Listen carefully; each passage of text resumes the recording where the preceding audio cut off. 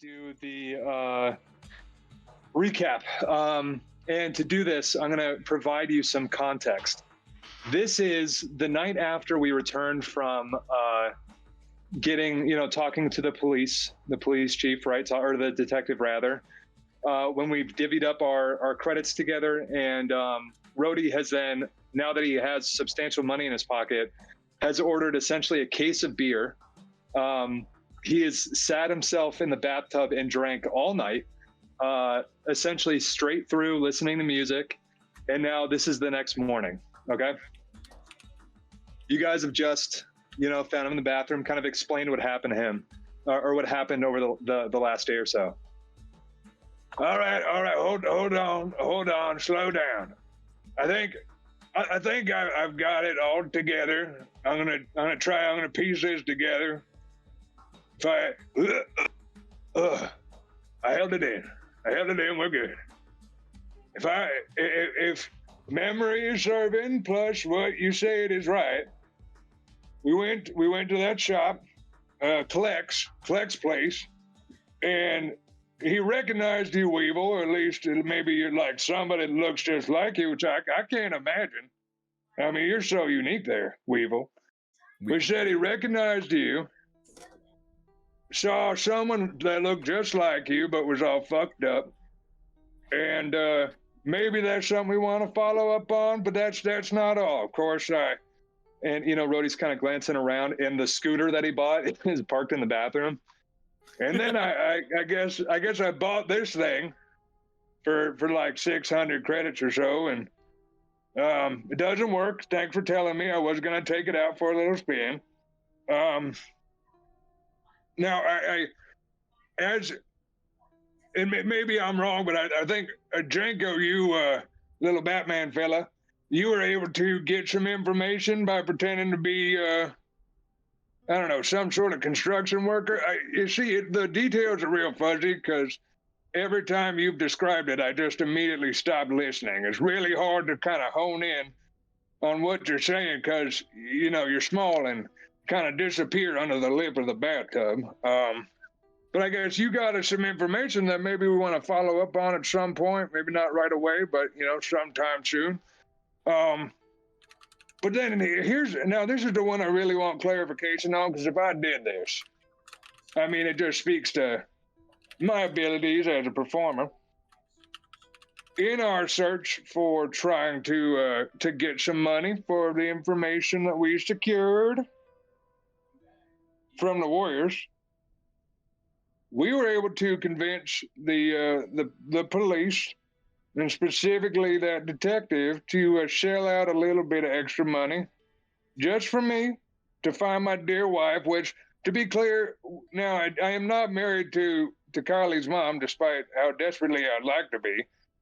If that is unfortunate, it's an unfortunate reality. I wish I was, Kylie. I'll be a dad soon. But I pretended to stepdad.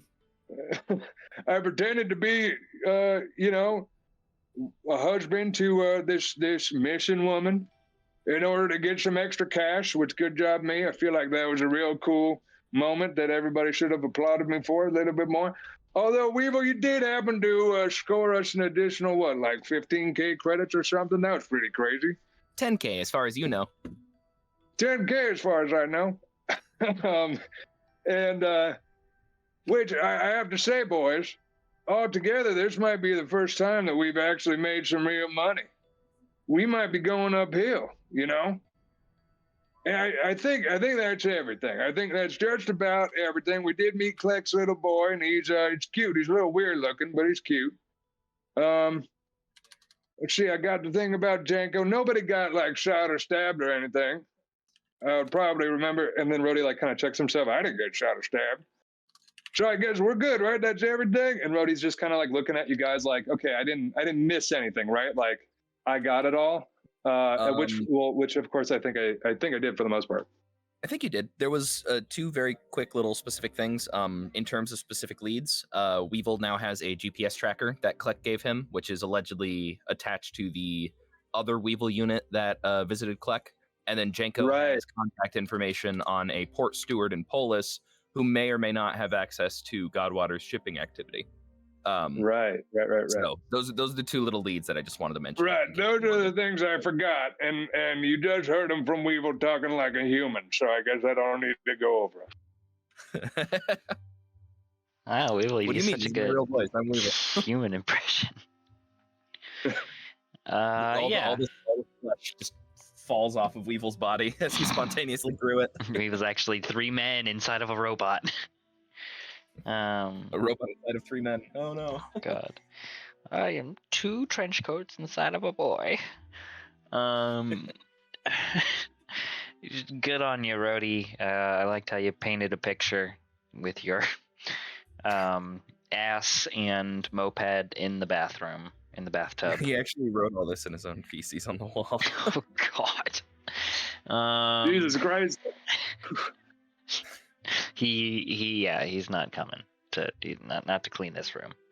Go ahead, take your inspiration point, and yeah. Right. Thank you very much. We resume. I mean, basically that night or the next morning, essentially, after you have documented all the ships and visited Clack and learned what you want to learn, you guys spend the night doom scrolling on Instagram and browsing space Craigslist, and I don't know, you have a plethora of things you could potentially do and investigate rather. You still need information on, if you want to track down Collie's mom, you need information on the ships that left. Weevil has learned of not only this survivor of the Magellan's apparent next location, a floating hospital in the Yuan system called the Sanatorium, but also learned of this apparent other robot walking around that's looking and sounding just like him. And he has a tracker to boot, but Weevil, as you flick it on, it's not working, so you're not sure. It doesn't appear that it's currently on this planet. Okay. It's apparently gotten off within the 6 weeks. Gotcha. Okay, cool. And I can feel pretty confident about that. Not like it's just. I mean, unless off. it has it. Well, yeah, it doesn't. Unless it's destroyed. I mean, it could be a plethora of things. It's one of those things about like you're trying to pick up a radio signal and you can't pick it up. So like, you know, if it's still active, then exploded. It was turned off. It was nowhere within range. It's not like cool. It's something like it's something big. Either it's not on the planet. It is not functional anymore. The receiver's been broken. Pretty much one of those two. If it's on the planet and you're not picking it up, it's because it's broken entirely and it's never going to work again. Not because there's like a dust cloud or radio signal jamming and like, oh, well, I'll try again tomorrow and maybe it'll work. Like, no. Cool. Last question about that is if I land on a planet and it is within reception range, I should get a blip almost immediately, right? Yeah. So it's like if I turn it on and check it, I'm not going to, just. Right. Yeah. Okay. But like. Yeah. Okay. Cool. It's not like I have to do anything super specific. Other than just say, no, you just have to hold it up and look at it real quick and see if it does anything. Yeah. Cool. So I put that away. Weevil takes it out, looks at it as Rhodey is drawing this diagram in his own blood and sweat. Anyway, you also have, like I said, as far as continuing down that list, Janko's father was supposedly, the hacker. You hired Janko before coming on your sort of Saragon bound job. He told you that the last message your dad sent you came from Saragon. So is he still around? I don't know.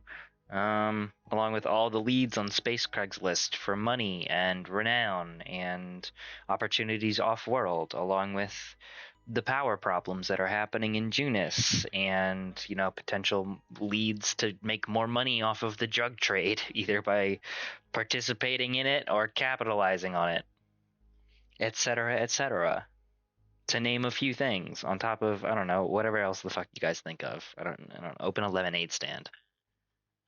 What do you do? I start, does anyone have any cardboard? And I take out a marker and I start writing lemonade 25 credits. Ollie says, do you got any grapes? I shoot him in the head. That was Yeah, I mean, so I think I would like to personally start earning money, but Weevil looks over at the fucking derelict Vespa sitting next to Rhodey's bathtub, and let's make sure I have my proper voice changer on. I think I'm gonna start sounding like the old guy again. You mean Michael? Mr. Roadkill, would you like to go to the market today and attempt to get a functional grab drive on that Vespa? That was the plan, yeah. Wonderful. I would like to accompany you. Oh, good. I could use a company, especially if you'd like to carry it. And Rhodey will stand from the bathtub, pushing the sea of beer bottles that have been collected around him into the tub, and sort of makes a very loud clanking noise, obviously, as he climbs out. I mean, like I could always help you trade for it, man. I'm pretty good when it comes to things like that. I'm good at making a quick deal. Rhodey, Kali is good at quickies. Like Weevil, your voice mod wasn't on. I know. And Jenko's last name is Quickie, I'm pretty sure. So, boom, you're all. I mean, with all that questionable stuff. So, well, if the three of us are gonna go, Jenko, you wanna hop in the little basket here and go first, man? Yeah, we push this thing along the city streets, and like it slowly gets ground down, so it's just a set of handlebars by the time we get there. Yeah. As you offer Jenko a seat in the basket, Jablimbo sadly whimpers. His ribs are visible. He's underneath the pile of fucking beer bottles, just making whimpering noises as his seat's taken. Take Blimbo. Yeah, I mean, also one thing we could do is, it's possible my dad's either on this planet or has been recently. He might be just the kind of person we want to track down who can maybe help, because despite all his shortcomings, one of the things he gives a shit about is protecting families.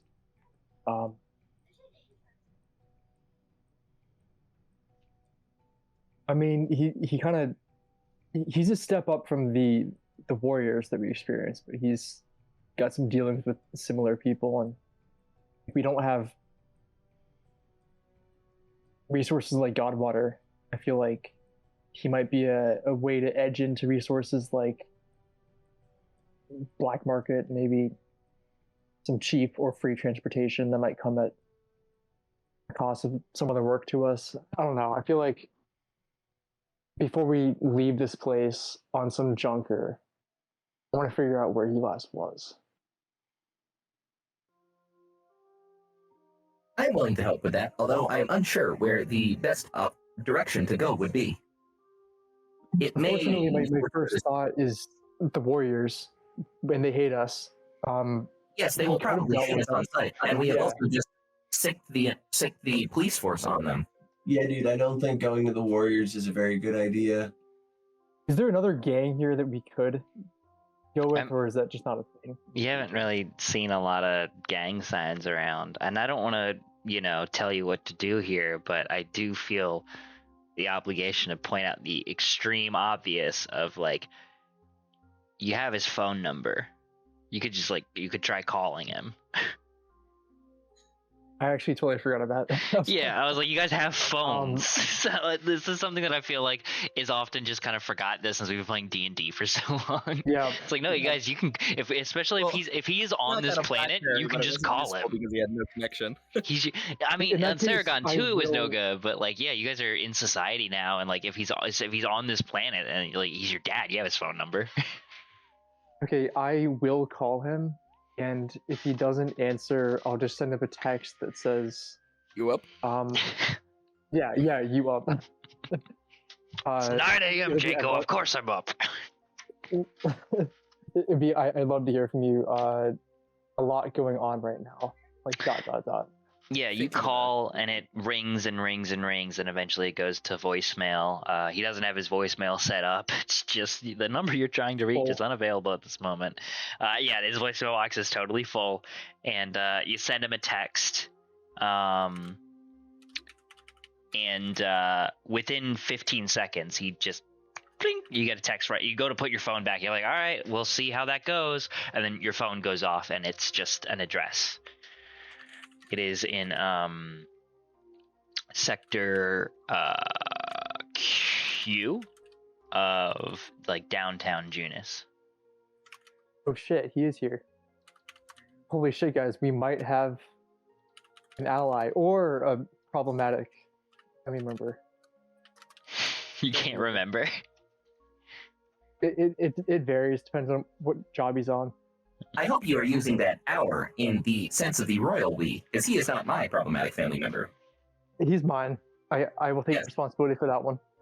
Wonderful. Yeah. I hope he looks like a different species of bat, because that would be adorable. All of them Also, are adorable. Along with the address, of course, he sent you a time that would be, obviously, it just says, 184 West Q. Cunis. Yeah, 8 p.m. Okay, I sent him an obnoxious TikTok video just to make him cringe. My boyfriend. My boyfriend. I say I'll be there. He heart reacts that message. He leaves you on red.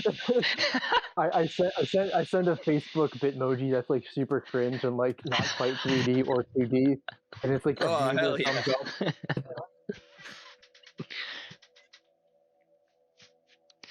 Yeah. You're looking at this chat, and then you just suddenly see. Sorry, what's your dad's name again? Uh, I haven't made an NPC sheet for him, so I've forgotten it. I'll tell you later. I gotta look it up. Well, I need it now. I can't fucking remember. It's Dave. He's Dave now. It's Buck me. Buck me? Quick. Yeah. Oh no, it's No, Chipboard. There we go. wait, I got it. It's sleeve. Sleeve quick. Give me a sec. I'll find it. Sleep McDougall. Yeah, my man, sleeve. Francis Rabies. Quick. That feels racist for a Batman. Oh, Oh, you think because I'm a bat person, my middle name is Rabies, huh? Oh, his dad's name is Jamuto. That's Jamuto. All I right. like sleeve. Yeah. Jamuto, in quotes, leave quick. Collie's looking over your shoulder telling you that your dad should have been named Sleeve. And you just see, as you're looking at your phone, Jabuto has turned off notifications for this chat. My dad loves me, guys. But before that, he sends you a screenshot of the goth chick he's talking to on Hinge. Hell yeah. It's funny He's- you should mention right, brother. that. That's what I'm doing these days. He's like a middle-aged man. I don't think he's talking to goth women on dating apps. You don't know that. Oh no. There are Goth women middle-aged goth like women. that. Goth is not dead. He sends you a Have you picture. heard of Elvira, Mistress of the Night? He sends you a picture and he goes, I'm talking to this woman on plentyoffish.com. Isn't she hot? And he sends you a picture of Collie's mom. Ooh, got him. No, he doesn't say anything except sends you this address and time. Your dad's playing it cool. You're sending him in Bitmojis. Your dad doesn't know how to work that kind of technology. I'm taunting him. I know. Alrighty. So that's it's. If I remember correctly, it's in the morning, and that's the meeting time would be at 8 p.m. Right? Yes. So we have a whole day to pursue leads, and hopefully do a couple different things. I would like to help Rhodey get a good deal on that grav drive. I'm interested in helping him fix that up, as well as pursuing a specific lead on Space Craigslist, which is the electronics technician one where they want help unlocking a data slab. I'm on a roll with that. Might as well. Quick way to earn 1,000 credits, and hopefully we can kind of go to the city proper market, and then maybe they're in the area, or maybe we just have to go on our own later. But If we're all going on fucking money vendors, well, first off, I will definitely help Rody go trade, like get some weird trading done to fix up his little Vespa. But if we're all breaking for money ventures, Collie would definitely go fucking gambling because he's like, man, I'm hitting. Like, look at how much goddamn money I made even without you fuckers. Did you know that 99% of gamblers stop before their big break? Like, dude, that's what I'm saying. I hit big and I got to keep going.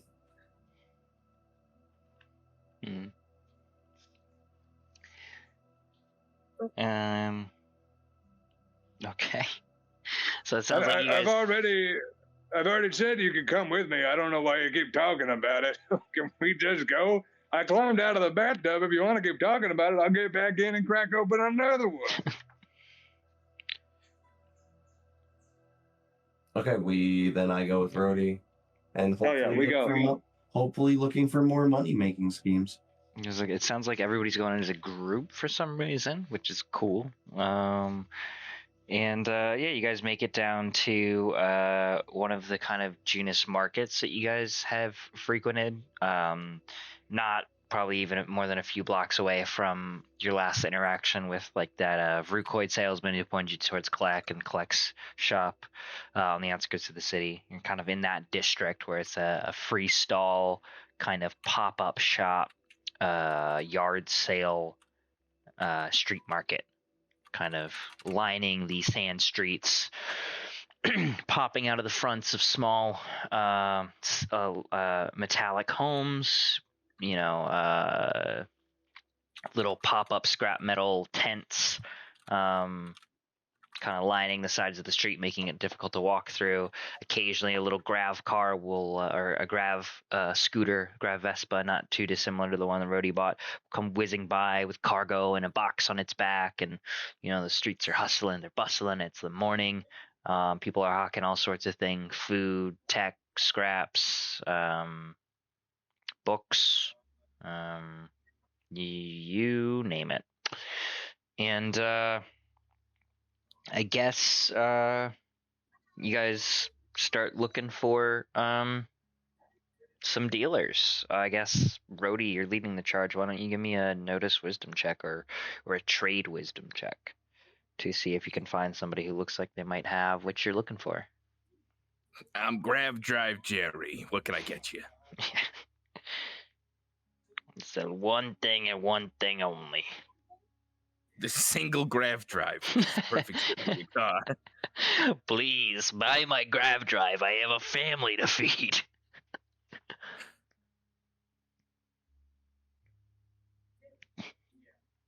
Ready? Sorry, guys. I just had to respond to a film thing. I totally missed that. I had to.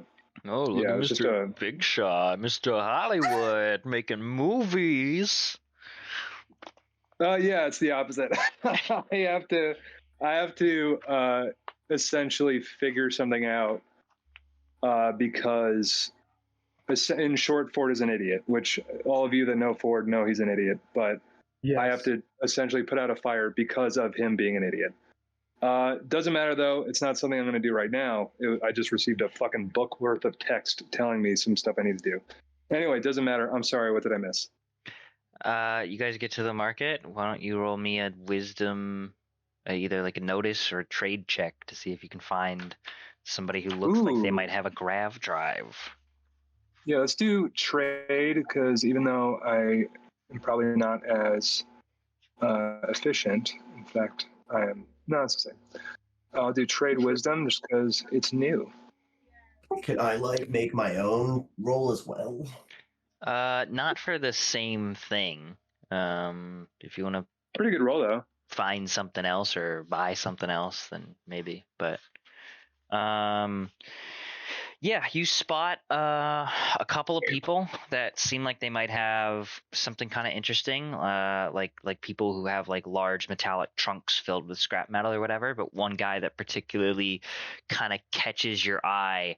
There is it's not a stall, but rather the front of a building. It looks like somebody's home that they've kind of opened up, like the garage. They have like a garage door on the side, and they've opened that up, and they're kind of vending out of that. And you see a rather large Jellug, one of those sort of slug people, with a dull green, kind of fleshy folds with like an amber underbelly, kind of lazy eyes. Thing's probably about 8 feet tall on its side there. And it's slinking around this garage, barking orders at this like tiny Palgan, this like scrawny looking manged fur. I feel like a baby's day out where we swapped this guy and Jenko. Yeah, he's more of a rat Palgan. Not that they come in specific breeds or anything like that. They just, certain ones have different features and stuff. This one resembles more of an earth rat for your own like mental pictures. And then this large Jellug is kind of bossing him around, and what gets your attention, Rhodey, above all else, is he's bossing this Palgan around to work on a moped. And it looks like they kind of have these parts around. And just by looking at it, you surmise like, oh, this might be the fucking dude to help me here. Cool. Okay. So I'm going to approach now. One thing I do want to clarify is that during my time working in that shop in the previous session, I was able to essentially make everything on this scooter perfectly functional, if not a little ugly. It doesn't look great, but if we were to slap a grav drive into it, it should, in theory, fire up and be usable essentially straight away. Just want to sort of give that reminder because that was like part of the roles and stuff that I did then. But yeah, I'll approach this guy. Test. Hey there, feathers. Well, I'm looking for a grav drive for this old thing right here. And I'll kind of motion to the scooter. You guys think you'd have something that would, fit capacity on that guy?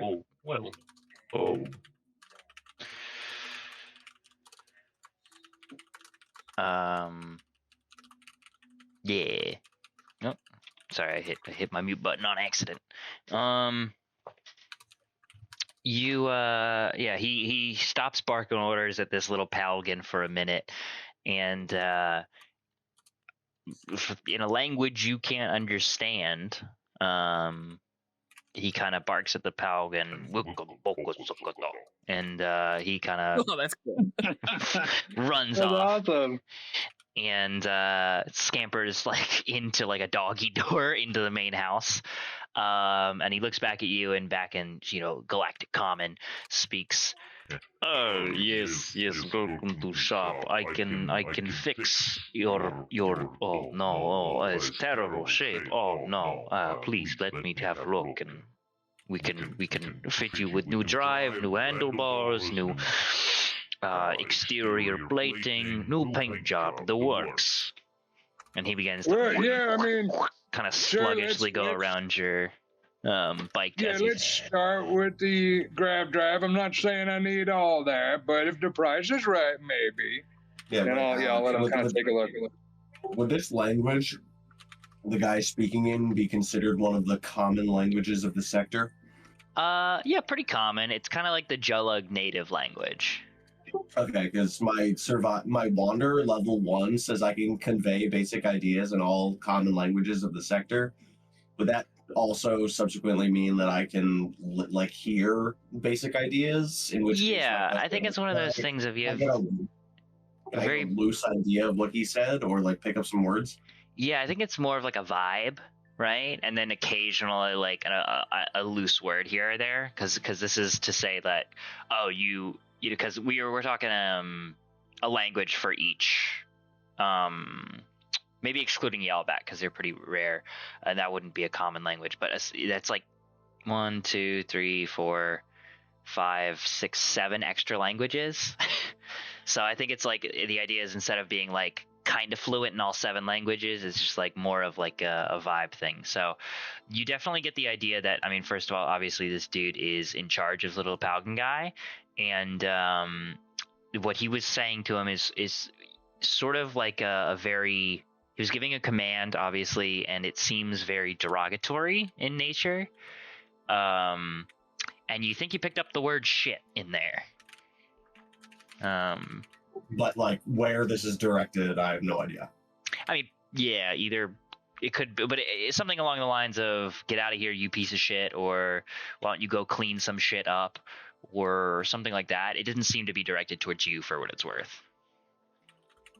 Okay. And I like the idea that colleague can like walk up to someone random and be like no comprendo la biblioteca, dude, and like just like they can kind of understand what he means. Like, yeah, I guess. Yeah. I can tell this man is confused. Yeah. Yeah. So he starts surveying up your bike here. Takamon V40. This is very fine model for beginner rider. Let me know if you want something more your speed. I can tell you're a big man, very experienced on 2 wheels. We can fix you with something much, much nicer. But you want a engine drive for this? We should be able to... drive, dude.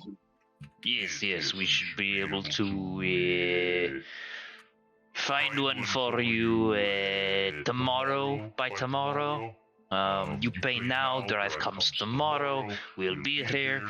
Maybe 500 credits. For a grav drive for this little guy, 500 credits. And I have to pay you now, and I don't get it until tomorrow. Something seems a little off to me on this deal, sir. We'll understand. We don't have drive in stock. This is the reason price so high and reason for delay. We need to procure from supplier, and the part is Takamon V40 is old, very hard to find. Not like newer models where, everybody has one on the street. You're paying for rarity. Maybe this is a question for you, Alex. Could I not maybe like fit it with a better engine than maybe it would traditionally have? Yeah. There's a an argument for what is it? Sort of a cross. What it was sort of cross brand, I guess, compatibility. Yeah. Where somebody will like a luxury brand like Nexus, who makes like starships, they will often like patent their shit, not only so other people can't bite their designs, but also so that you can't slot a Nexus piece, like kind of like how Apple does a lot of their shit nowadays, where it's like you can't slot a Nexus grav drive or Nexus like star drive into any other kind of starship because they're like so specific that they only work with each other. However, if you read Takamon Industries' little handout, one of their big things is they work really cheap, they're very disposable, they break a lot, but they're very exchangeable with one another too. So like especially anything that is a Takamon brand would service this thing perfectly fine.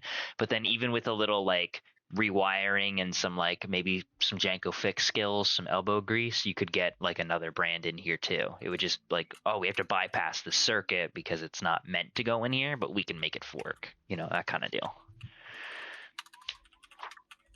Okay. Yeah, I would rather, I guess, I'll kind of look around.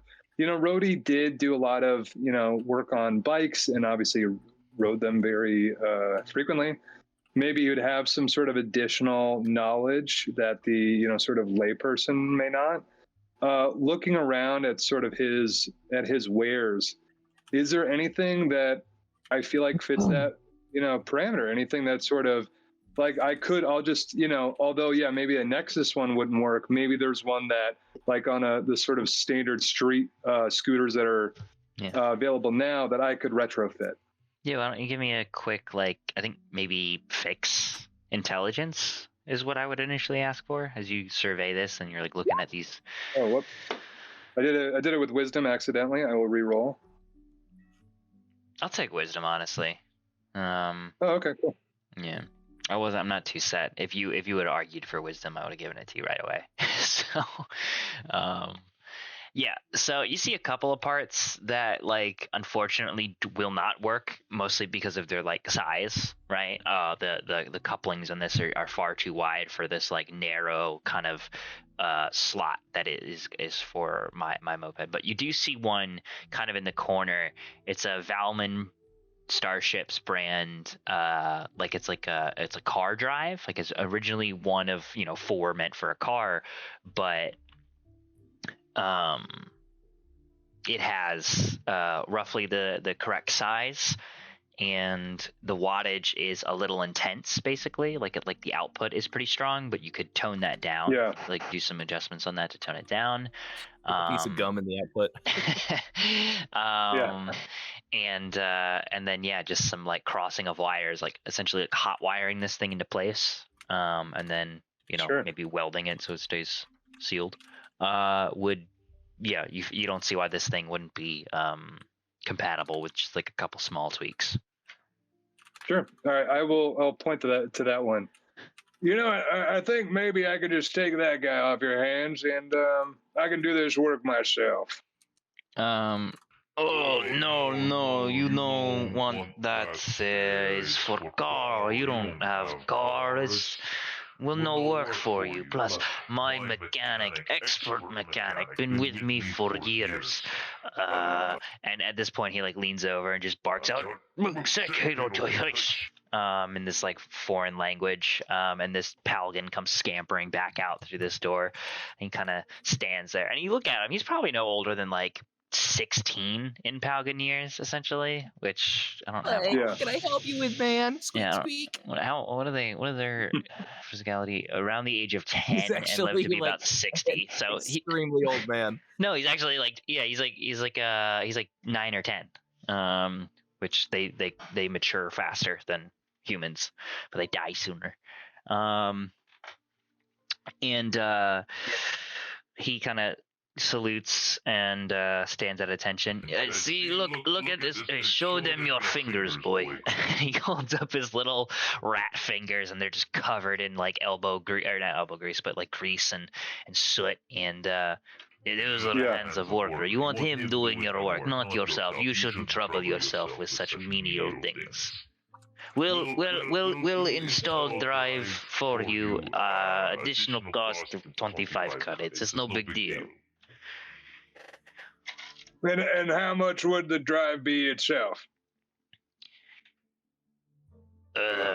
And the Paladin pipes up. 200 credits, sir. There'd be 300. Someone's not getting heard it. He raises a backhand towards the Paladin real quick. It's 200 credits. Yes, 225 for labor. And how long would it take you to get this done? Because if it's going to take a while, I'm going to do it myself. I'll tell you right now. End of day. You come back before we close at 6.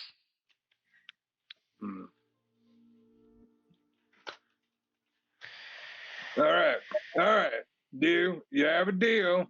But only because I like that little guy. Otherwise, I would have just taken this and fucked off on my own. So I will take the deal. I'm going to mark off in my inventory the difference in credits right now. Boom. And I will leave the rusted out scooter with them. You hear that, Skibble? He says he like you. What do you say? What do you do when customer like you? And Skibble just like does like a little dance, a little tap dance. Very good. Now get out of my sight.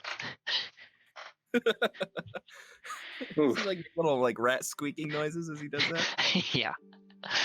Little belabored child breaths and rat squeaks. So then, like, what time do you close, bro? 6 p.m.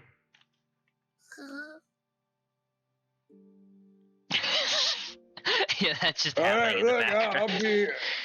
I'll be back. I'll be back for it. I'll be looking for you, and hopefully it'll be all done. It'll be done. Yeah, you transfer in the credits, and he goes back to yelling at Skibble. Does it give me like a ticket or anything to kind of confirm that, like, that I can show later and say like, hey, this is this is what I'm here for, anything like that? He does not. All right, so it's all handshake deal. All right. Great. And this man doesn't have hands. He just has 2 flippers. All right, I'll shake his flipper, and we can kind of keep going and see what else. It's my nipple. Why would you do that? That is one of my 2 penises. Looking at me. It's very wet. But yeah, you strike your deal up, and yeah, it'll be ready by the end of the day, according to this guy. So we'll see how wait. how that plays out. Does Rhodey actually shakes his hand? Yeah, I mean, I'll shake his hand. We made a deal. As we're walking away, before you wipe it off, Weevil goes, Rhodey, did you know that the Jollugs excrete alcohol through their pores? It is viewed as a delicacy in some places. Rhodey will look at him like kind of disbelieving. Like, Weevil's face that doesn't sound right. Yeah, of course not. Expression as always. He's like that, he's thinking like that doesn't sound right. And the second that you turn your head away, he's gonna sniff his hand to see if he can smell the alcohol. I'm assuming it smells like ass, so he just kind of like ugh, and wipes it on his pants. Yeah, I mean, well, it's kind of their natural excretion. It's this like slimy kind of texture, so I think it kind of smells. Yeah, it kind of smells like a little bit like sweat, a little bit like urine. It's not like the most vile thing ever, but it's also not pleasant. Yeah. Love that you think Rhodey is such a vicious alcoholic that he would drink random man sweat. You hear the click of a camera shutter as you sniff your hand. Yeah. No, worth a shot. Yeah, it would have been really fucking funny if you were like SpongeBob licking Gary's food. Yeah. So now we have a photo of Janko in a baby suit and Rhodey sniffing his own dirty hands. Yeah. Cool. So be good for the crew yearbook. Yeah. I actually would like to shoot a text to the person who left their contact number on the electronics technician posting for Space Craigslist. And I just wanted to see, like, I would say, like, I'm interested in the gig. What is your address? And say, like, I would like to meet in a public place. I am near blank blank, and I'll like list the street name. Great. You send that text, and you immediately start getting a phone call from this number. Yeah, I pick it up. All right. A little Bluetooth headset materializes on Weevil's LED display. Great. You get a text back, or you get a call rather, and you answer it, and on the other line, just hey, yeah. So you want to know about? You're good with unlocking things, huh? Yes, it is a bit of a specialty. Right. Well, just so you know, we're not talking like a Nova Core brand or a Bacassi brand. This is like, this is a little bit of like a secure deal. I work in security. I work in a pretty, high and tight, loose lips sink ships kind of place. And woe is me, I seem to have forgotten my password, right? So, and it isn't the first time this has happened, so I can't just go to, I can't go to my IT department. I gotta keep this on the down low, so, now I'm requiring some little external help. But you'd be able to help with something like that, something a little more advanced than what you might be working with, or, what you're calling me on now, or I'm calling you on now. Sorry. Yes, I have a extensive resume of getting into places that I should not be, technologically speaking. However, I did want to inquire about possibly needing help with rewiring a data slab, as I feel that that would be out of the scope of the initial work agreement. I would like to ask if you would be willing to throw in additional credits if I was successful with that task as well. Oh, yeah. No, if you can, that one's been a tricky thorn in my side for a little while now. It's my work laptop, and I can't get that thing unsealed either. Same password, honestly, for both. So, you know how it is. But yeah, if you could crack that as well, sure, yeah, we could talk about additional compensation. That sounds good. Where can we meet? Well, why don't you, sorry, who am I speaking with?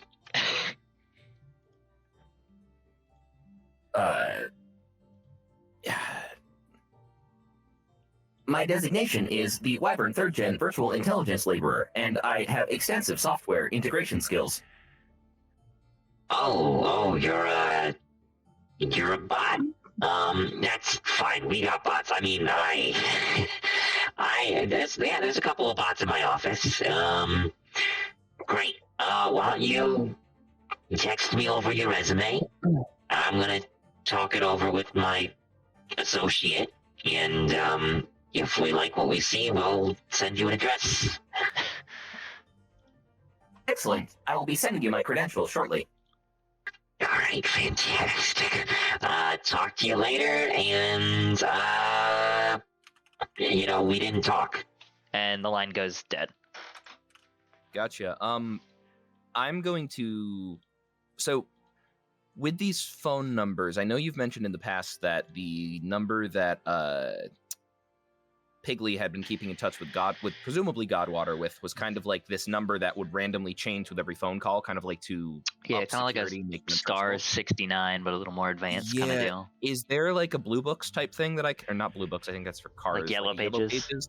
Yeah, where I could basically like punch in this number and like not do anything nefarious, but like publicly available information to see if it leads me anywhere, to see if I can back this up. I mean, it's tough because on one hand, it's like, yeah, that information is definitely like available. On the other hand, I think that would fall under like a privacy thing. Like, I'm trying to think, because you can't really, can you Google? Because you kind of can and kind of can't. Like, Google people's phone numbers. Yeah. From what I've seen, a lot of times you can get like a really loose information of like, oh, this person lives in New York. Yeah, you can get their area codes and yada yada. Yeah.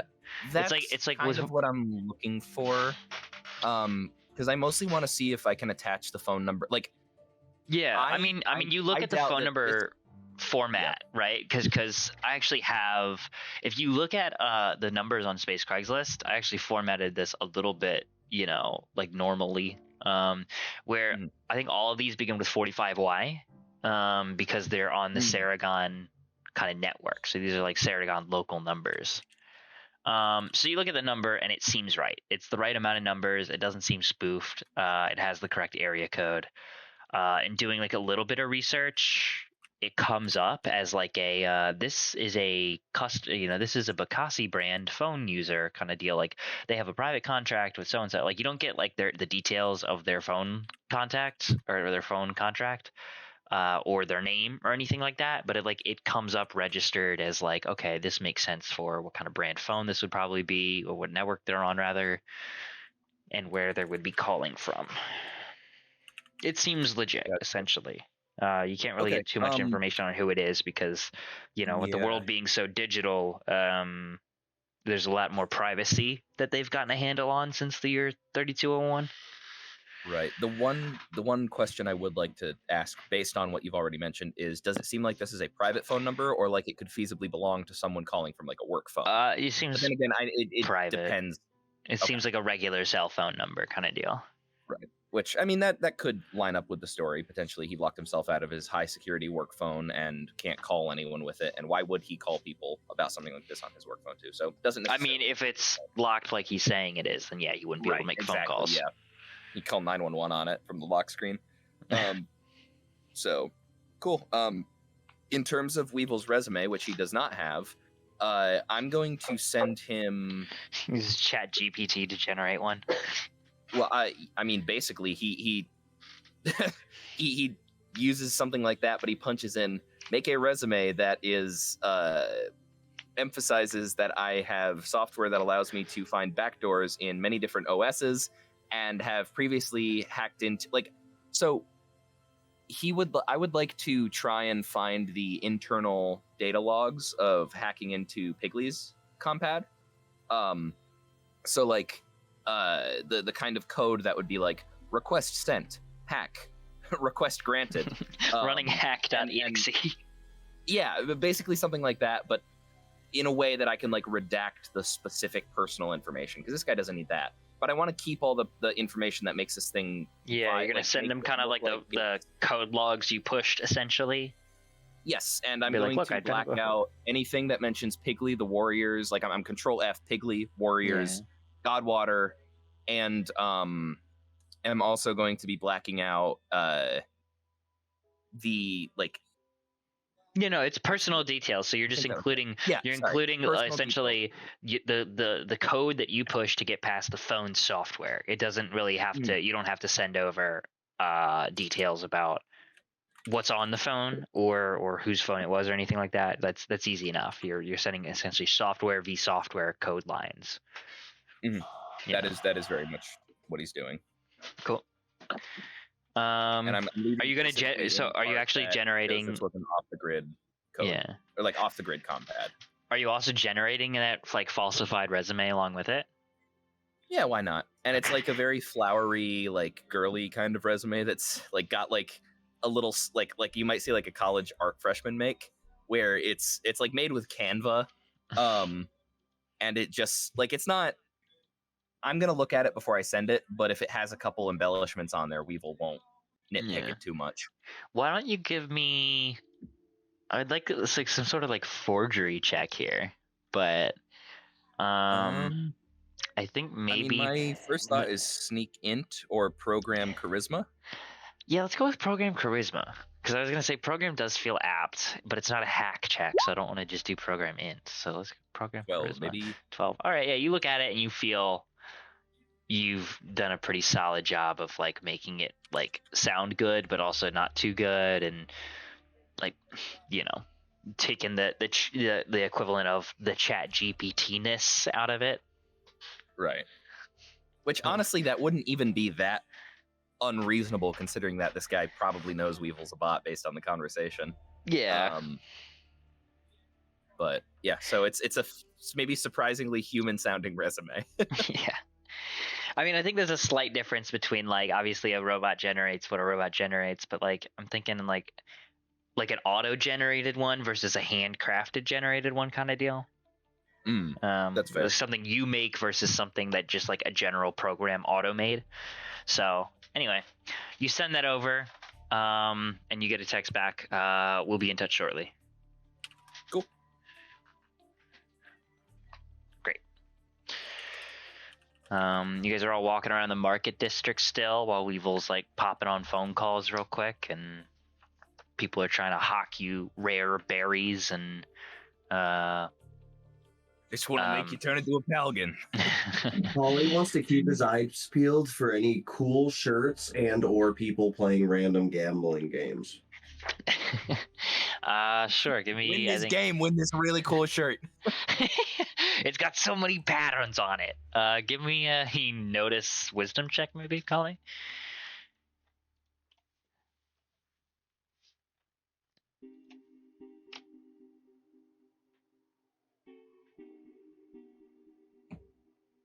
Oh. Yeah, I mean, you see a guy, a Vrukoid hunched over, very, ant-like, big mandibles, playing 3-card Monty.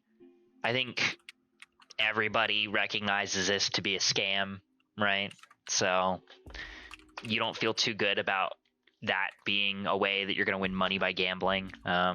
It's probably almost definitely rigged. And then you see a merchant stall. They've got a couple of clothing racks in there. They've got some like desert ponchos and headscarves for display. And then they also have one rack that just has like some kind of outlandish stuff on it. Things that are like, you know, like almost like rhinestone, like red rhinestone pants, and almost like 70s, the most obnoxious of the 70s fashion that just doesn't kind of fit in with the rest of the garb that this dude's hawking. Like he's got these like desert colored, limestone, sandstone colored ponchos that are good for keeping the heat away from you and flecking the sand off. And then he's also just got like these weird like club clothes. Like, dude, how much for the pants? This is like balding 40-year-old dude, kind of pudgy. He's like, for these rhinestones ones, oh, they're nice, ain't they? They got the flared bottoms and the red glitters and the 15 credits. Make it 12 and I'll throw in my shirt. Fucking deal. Okay. You give him 12 credits and the shirt off your back? Yeah. Great. And he gives So now you... Collie is wearing 2 pairs of pants and no shirt. Yeah, they got the boot flare at the bottom, like they flare out. Like I said, they're glittery and red, like a crimson red with some like bright ruby kind of accents. Yeah, I want you all to imagine kind of like how a bunch of urban folks sag their pants and their underwear kind of bunches up at the top. Collie's second under pair of pants is bunching up at the top underneath his rhinestone pants. Fantastic. And that's how Collie looks now. You guys notice Collie, and Collie, you notice this as well. You guys are getting some fucking weird looks. Collie is one of the most strange fashion statements in this market at this current moment. But also, he's still got a fucking Fuelmaker's brand on his back, so that's drawing some weird attention too. This like fucking gnarled scar on his lower back. Don't worry, guys. They're just like jealous. Jealousy is not the word I would have used. I think it's because you're walking around with 2 pairs of pants and your nipples out. Is it cold in here, or is it just me? Hey, Rhodey, if you look hard enough, you can probably see my mom's nipples through my nipples. You don't want to test me on that. I just might. I don't even know what that means. Great. So you guys are now walking around. Nothing much has changed from the last time I said you guys are walking around the market, but now Collie looks like a disaster. So you guys are walking around the market still. I mean, I'm still waiting on this call back. And Weevil will pull up the space Craigslist and say, I believe it would be a good idea if we attempt to gain funds in an effort to be able to eventually afford a ship off-world, as I do not want to stay on Saragon 3 forever. I mean, I was looking for a quick come-up, but that dude who is playing, Alex, what did you call it? Fucking Threes Gumbo or something? Yep, that's it. Threes Gumbo.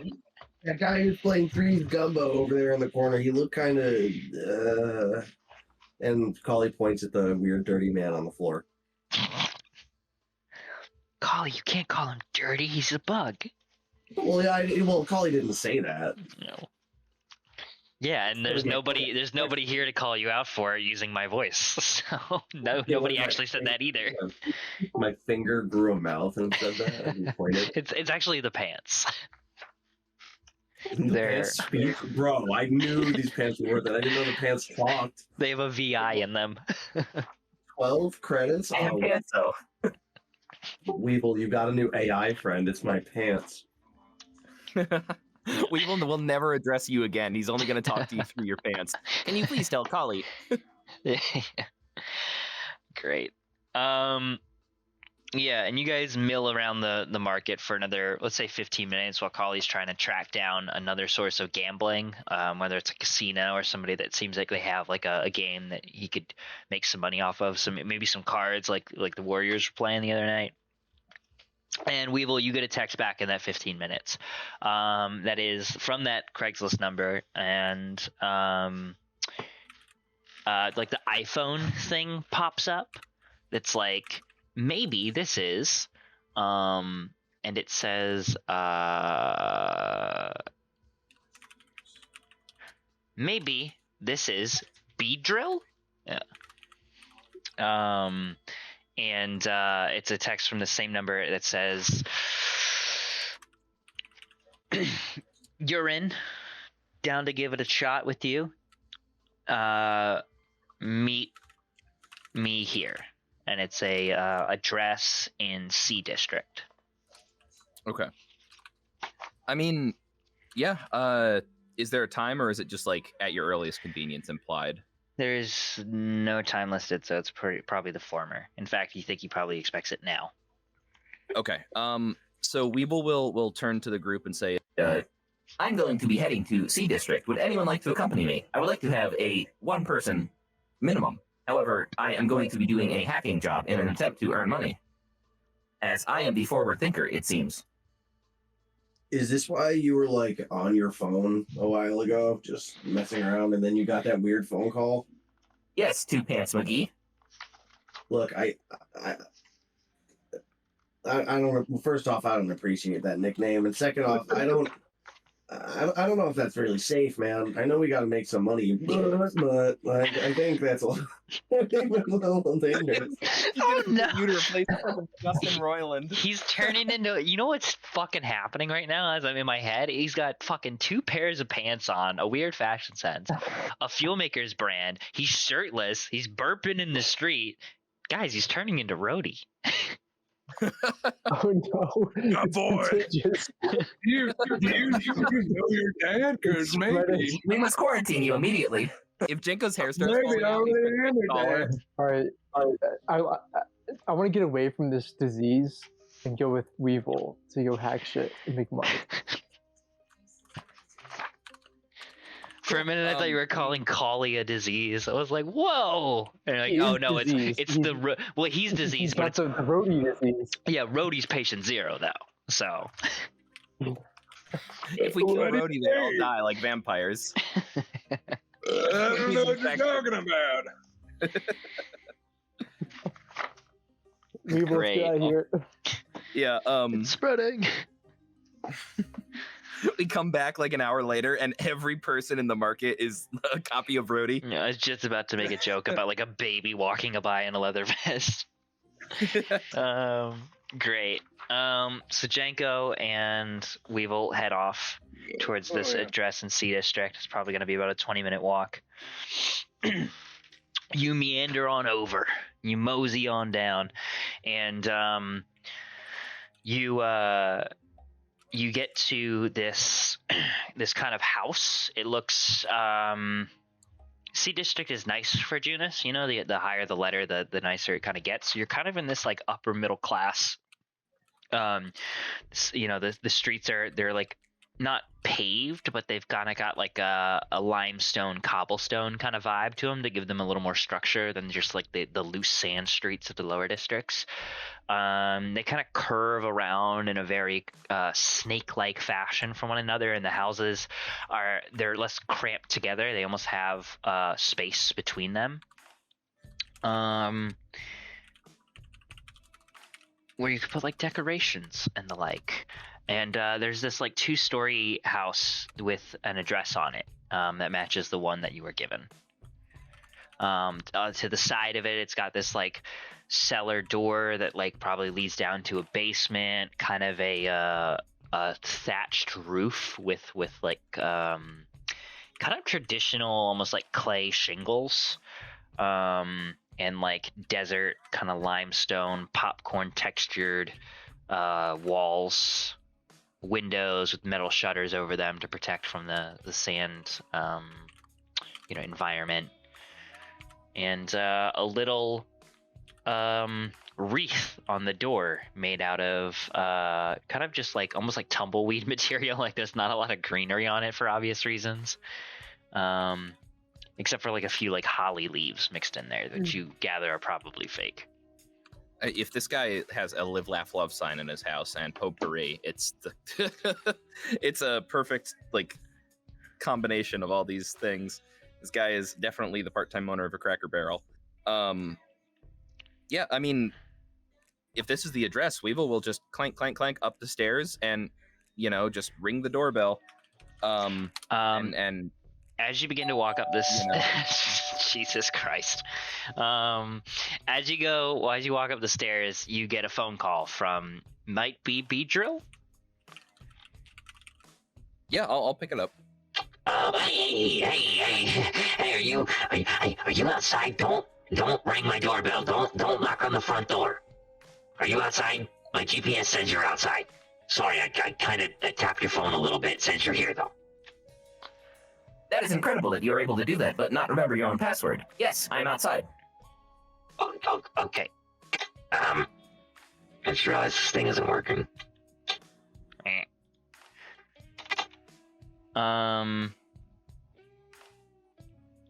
Okay. Go on the side. There should be a cellar door. I'll open it up for you. Come on down. Mm-hmm. Yeah, I do that. I do the same thing, walk over to the door, and if there's no doorbell, I knock. I can imagine Weevil would walk over to that and play the sound of a doorbell through his speakers. Ding dong. Ding dong. You knock on the metal door, and you just hear from the other side kind of a muffled. And this figure comes up and throws the doors open. I thought I told you could just come in. I'd leave it open for you. Oh,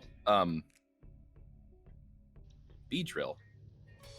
Oh. And before you is this like scrawny human wearing like a cut off green like hoodie vest, all very makeshift. You could tell he just like hacked the things off himself. He's got the hood up and big green goggles and a face mask that resembles kind of like a shark's jaw, and he kind of like distorts and hides his face a little bit, and he's got on his arm kind of like a couple of techie cyber tech tattoos, almost like stick and poke, real haphazardly done, as well as like this like really elaborate kind of compad setup that has like like a additional, almost like the fold out keyboards you can get for like a game controller, as well as like a couple other external buttons, the equivalent of like instead of having a regular mouse, he has one of those like gaming mouses that has like 15 buttons on it.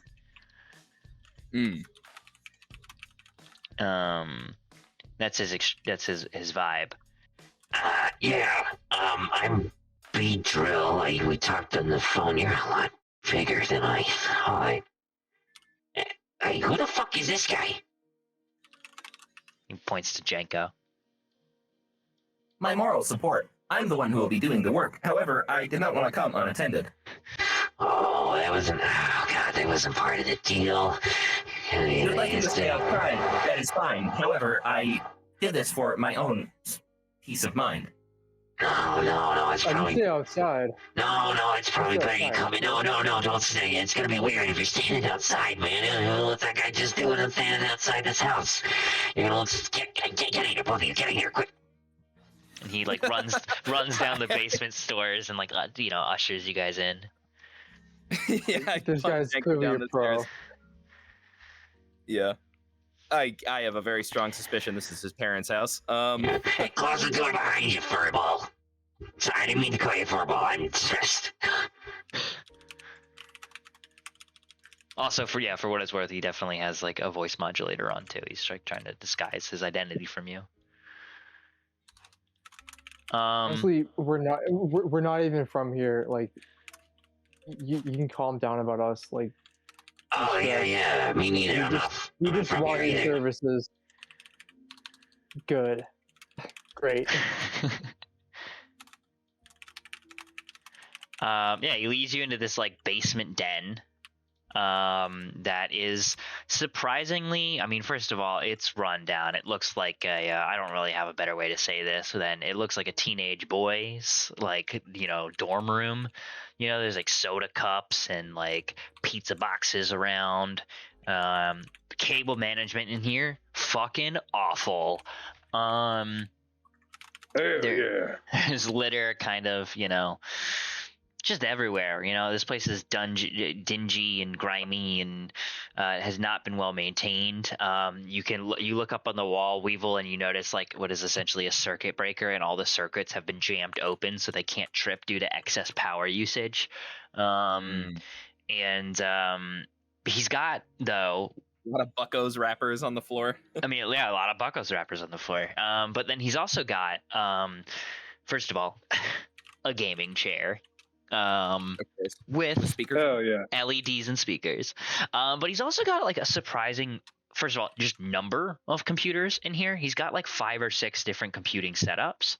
And Weevil and Janko, I think just collectively from what you guys know about electronics, you're able to like look at this stuff and just eyeball it to say like, oh, this looks pretty fancy.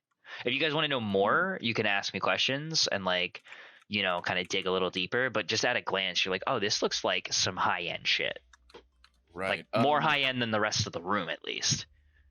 Gotcha. So the only question I don't know if you're going to continue describing. If not, I'll let you finish and ask my question. Yeah, I guess a couple quick more details. You see, there's one workstation that the computer chair is still like swiveling. It's like still just like slowly spinning. You gather he was just sat there, and there's a couple of things on there, including like a black COM pad and data slab. It looks like. And there's also, there's like 4 stations in total down here. It looks like 4 different desk setups with different computers on them and parts and stuff like that. That's about all I wanted to say. And then there's there's a stairwell on the far side of the room that goes up and around a corner. Looks like, just geographically from where it is in this basement, it leads to the rest of the house. Mm. I wonder if they have any silverware we can take or copper wires. Weevil, the question I have about the gaming setup is, so looking at it, does it look like these are homemade computers? Like they're it's sometimes hard to tell when you look at a custom setup because if it's done well, they all kind of go together cohesively and you can't immediately tell like. Yeah, I get what you're going with. Or is it like 2 pieces cut in half and then reassembled? And how professional does the level of put together look here? Decent, like an 8 out of 10. It's definitely a custom job, but it is not like I found a half a computer and another half of the computer and I welded together and through a lot of like circuitry and motherboard tweaking I've made it work. Like no, this is like I bought like a Radeon 5500 extreme fast rig, and then I didn't like how slow it was, so I got in there and I crossed a bunch of wires, and it looks really messy, but it works faster now. Like this is that kind of setup. Gotcha. So not stock right out of the box, highly custom, probably meant to do a specific job. Got it. Yeah. Not the cleanest at all, not very professionally done, but also like not amateurly either. Like somebody knows what they're doing and they don't care about making it look pretty kind of deal. Or they don't know what they're doing all the way. Like the circuit breaker's jammed open is an extreme fire hazard and could potentially fry everything down here in a second if something were to go wrong. But hey, it gets you higher performance. Right. Yeah, and you got to get those FPSs and hertz. Yeah. I'm mining Bitcoin. Bitcoin. I believe that is an old Earth currency, if I remember correctly. Yeah, all those digital currencies fell off except for Dogecoin. That's the only one that's still around. It's the capital currency of Novacore. Doge system. Yeah. There's a 6th country out there you guys haven't found yet. It's called Doge.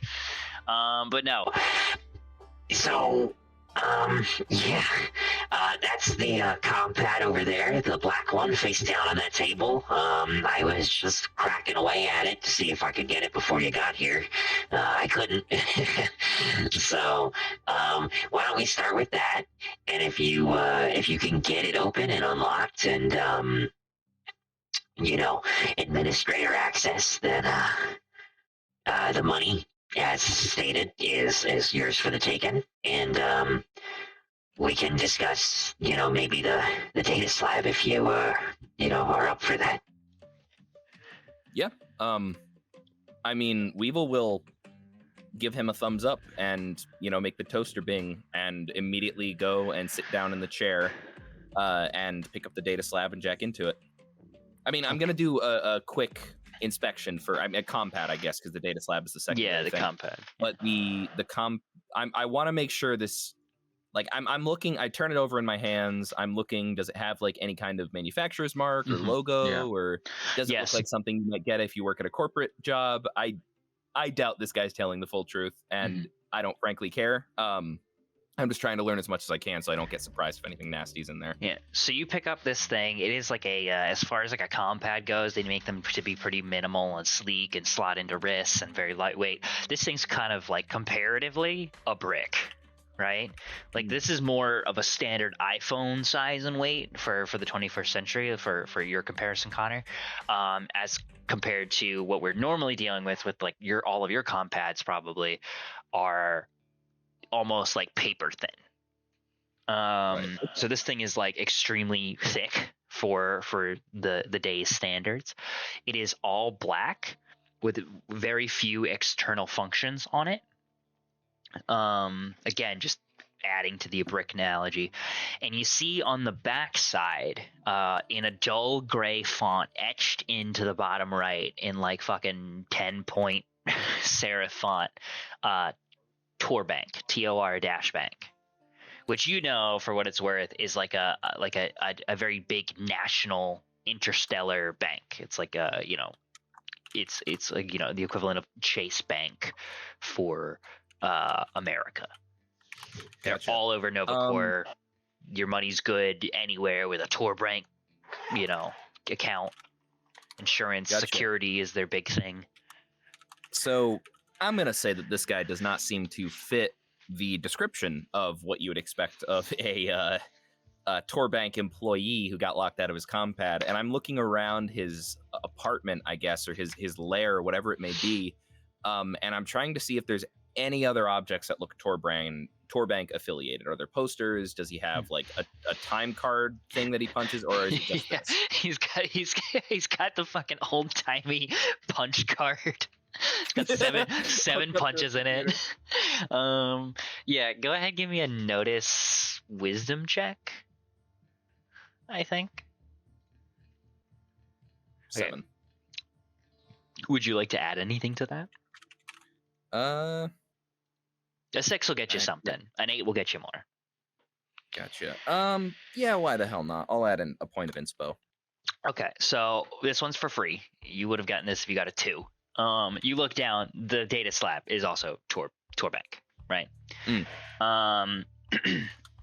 With a 6, you look around and you don't really see anything else. You see a lot of different brandings on his equipment. None of it bank affiliated, all of it consumer level tech for the most part, things you could buy off the shelf. You cannot buy these phones and this data slab. This is like a company handout kind of deal. So it doesn't seem like he's been given it adds to your theory that probably he's not being truthful with you, essentially, because if he was, let's say, a work from home employee and did data security for fucking Torbank, he would probably have like a Torbank computer as well, which he does not. The one thing you do notice with that 6 though is you do notice another compad very similar to the one you're holding, which has been cracked open and is just totally inoperable. Like it's like almost been smashed, it looks like. It's on another table though, so a different workstation. Gotcha. And it when you say very similar, you mean also Torbank, thicker? Yeah. Okay. It looks like it somehow got somehow got his hands on 2 of these things, and I maybe failed to open the first one, tried to brute force it or something, or something bad happened to it, or who knows. The other thing you notice is you look. At one point you kind of glance down a little bit and you notice 2 blinking lights that actually don't seem to be like they're hooked up to any computer. These 2 little dull blue lights that they shut off and they turn back on, and at first you think, oh, it's a blinking blue light from a computing system, right? They blink, but you notice the speed at which they blink is actually almost similar to like a human eye. And then on the compad? No, they're under the table. They're like in the wiring behind the table almost. So you look under the table, like under the desk, and it's like, you know, if you push all the wires aside, this would be behind them. And you notice, and I'll just kind of give you the rest of the description here. Or what kind of cues you into something's off here is the way that it blinks. It's almost like not too dissimilar to the way your LED face functions.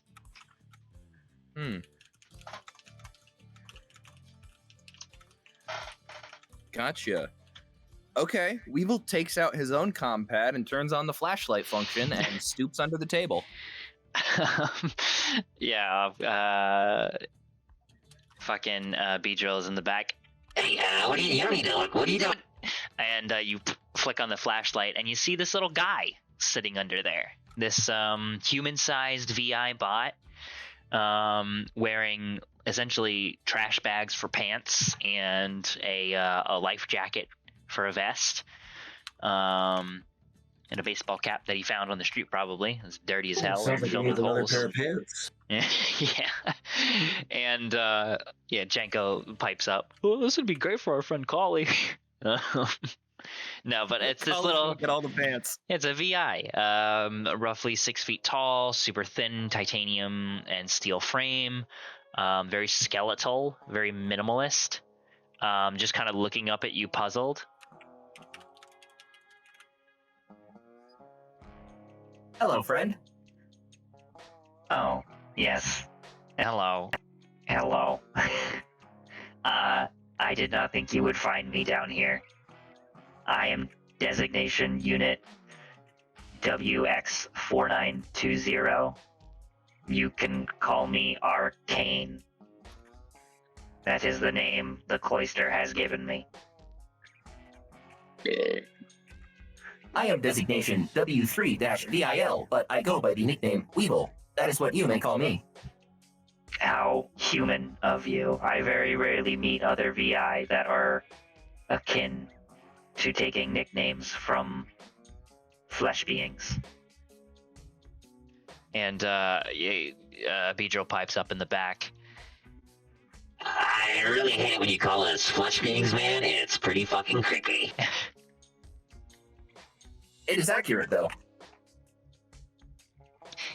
It doesn't make me feel any less weird about it, you know? Anyway, sorry, I didn't tell you. I am not the only one here. This is my partner, Arcane. We work together, and, like I said, I work with bots. He works at the bank with me, and neither of us have been able to get my phone. Stop lying now. Okay, so he just lives here. He doesn't work at the bank. I work at the bank, but he doesn't. So, yeah, sorry. I know you're still lying, however, but I will attempt to continue this. Yes, he lives next door. You got me. I don't know why I keep lying to you. I think it is because you are bad at it and do not feel like you have any other options. Anyway, I'm going to attempt to hack this compound to fill this awkward silence. And Weevil gives a little wave to Arcane and then whoop, jacks into the comm pad. Yeah, he's crawling out from underneath the desk around the backside as he's untangling himself from all these wires. Great. So you jack into this thing and are immediately hit with a super intense firewall, right? Obviously just give me a hack check is the first thing. Sorry, I am just finishing. I love this interaction, so I'm just I think I'm also going to ask for a couple more checks here too. I'd like a notice intelligence check to sort of scan the code of this thing as you're trying to break into it. Does it matter the order of these? No, not necessarily. No. It's more program like a to hack. Yeah. That's a 8, and then notice whiz. Yes. 9. And then to round it out for 3,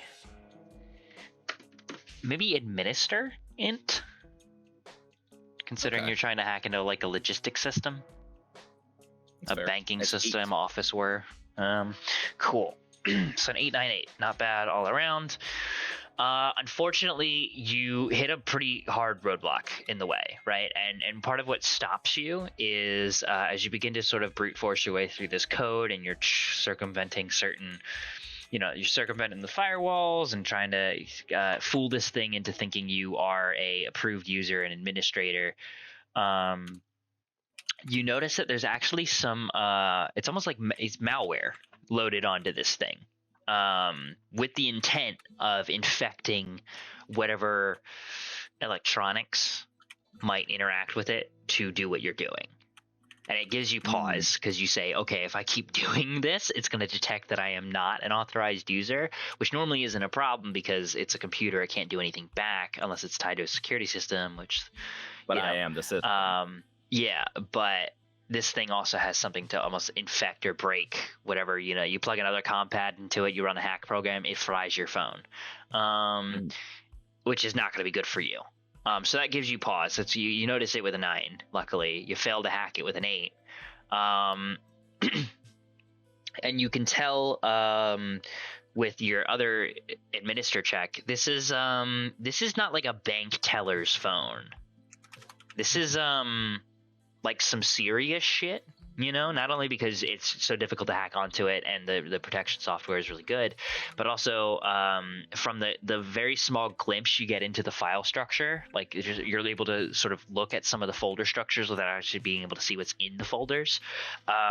This is like some executive level stuff, like general branch manager at the very lowest level, if not higher.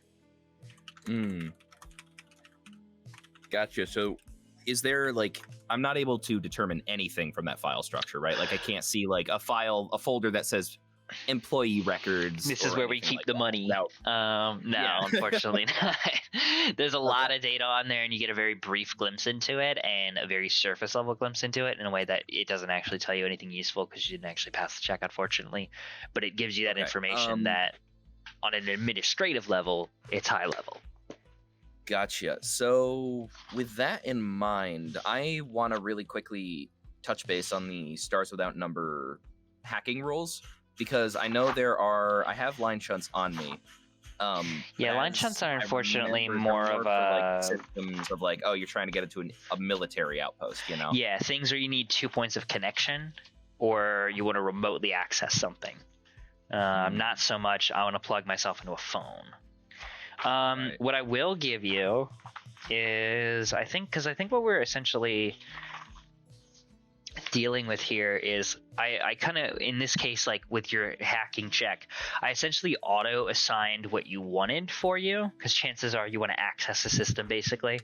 You want to, I'm assuming, you want to basically suppress the system or subvert or sabotage, basically one of those. I assumed you didn't want to answer a specific question, get general information, which I gave you with the administrative check anyway, or a complete database acquisition, all of which you would have honestly failed anyway because there's some security modifiers on this. I think that's the really only part of the rules we glimpsed over just now. The line shots unfortunately don't help you. What you are looking for, by the way, is a stiletto charge. That is essentially a line shunt, or a thing you can plug into something and it basically auto hacks it. They are expensive and they're one-time use only. Weevil will turn to Arcane now that they're here, and he'll say, I believe that there are no stiletto charges present, or that would have been exhausted already. Is that correct? There were, and they were, and so for what Torbank gave me 2 phones, and that is what happens when you plug a stiletto charge into one of these. And he motions over to the first phone that has been like malware that I detected, smashed apart from the inside out. Yeah. Excellent. So I believe we are at a point where I will need to negotiate a much higher pay, as this job is well beyond the scope of what I was initially expecting. It is very clear to me that you are not an employee of this bank. This is an administrative compad at the bare minimum. And I believe that you have some ulterior motives. I merely just want in on the credits. I told you this was not your standard Novacore, Micros, Picassi, whatever brand phone. This was intense stuff, and you agreed to it on a set amount. We talked about this. I let you know. When you say it was beyond your scope, that's, hey, your expectations are not my job, buddy. That is correct. However, the situation has changed, as you have mentioned, or you have failed to mention, that there was Maltech on this, and you allowed me to connect myself to it willy-nilly. I narrowly avoided getting infected myself. I say that warrants some more hazard pay, if I am to attempt to go at this again. Otherwise, I will require additional resources in an effort to unlock this compad, whether you allow me to connect this to a computer or not. Designation. Question. We're all here, yes? No. Because okay, so it's just Janko and Just Janko. okay. Yeah. This happens a lot. Rody tunes out and goes, "Am I there?" Yeah, no, for real, because it's like, I'm like, yeah, okay, Weevil's doing something, I'm gonna let him do his thing, and I'm like, oh, fuck, man, I mean, am I even there? Because now I want to be here. Yeah, when it gets interesting, you're like, I feel like I could help. Yeah, well, I don't want to get in the way, but at the same time, I'm like, well, I feel like I could contribute. So I mean, I'm not there, so I'm just jerking off somewhere. Yeah, we're gonna cut to what you and Collie are doing in a second, but cool. Arcane pops up. Designation Weevil. Perhaps you're attempting to negotiate for additional pay because you are running into more unexpected roadblocks than originally anticipated.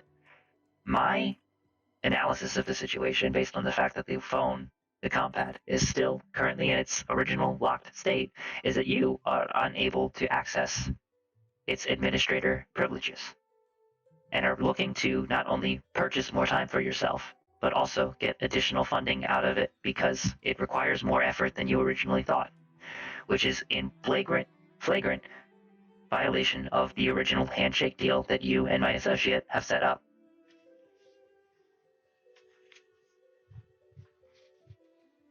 I'm not sure who manufactured you, but I'm assuming your terms and conditions should otherwise contain clauses that explicitly discriminate or explicitly prevent such flagrant violations of agreed upon terms and conditions. While that would be an accurate assessment, designation Arcane, I am not beholden to my original maker's terms and conditions beyond do no harm, as I... And Weevil's head just rotates, and for a brief second, the red aftermarket edition and the module slot in the back of his head is visible before, like, it slots back into the original position. I have been upgraded beyond my initial programming. So, I am of no... What my original manufacturers have promised is of no concern to me. I am merely attempting to deal with a situation that was misrepresented in the initial agreement. As the destroyed compad over there indicates that was not part of the initial deal, and was information that would have been useful and had it been provided.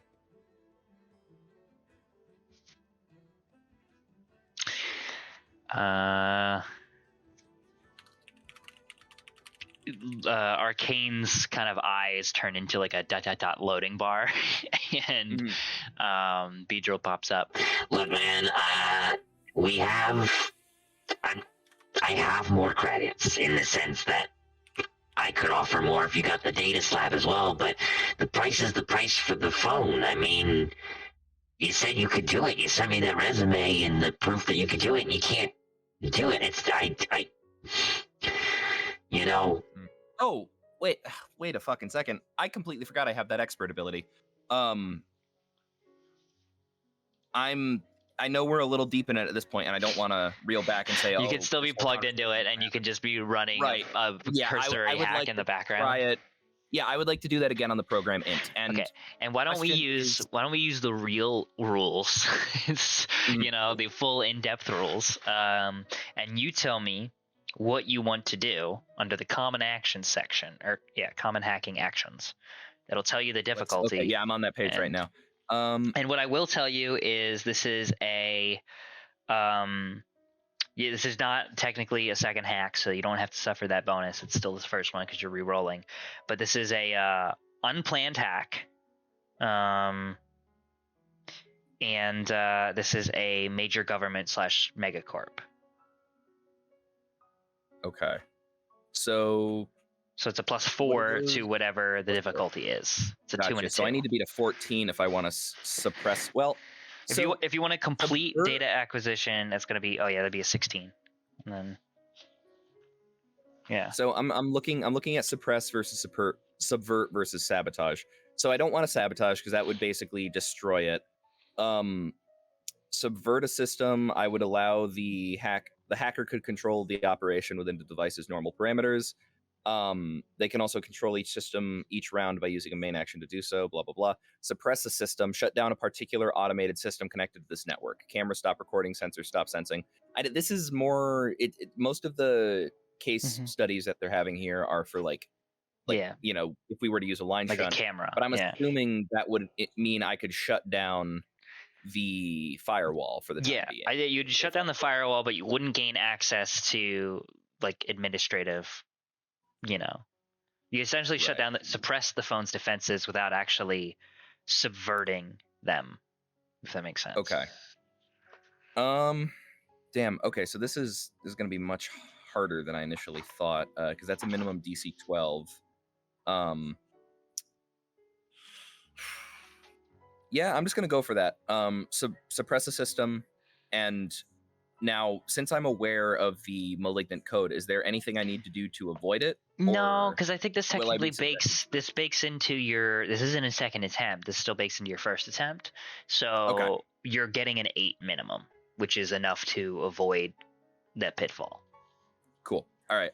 So I'll do program int again. 12, baby. Hey. And that is the suppress the system, like I mentioned. Get in through the firewall, maybe not administrative access, but enough to see all the files. That's essentially you've gained access to this phone, but you're unable to open or do anything with it. Essentially, really?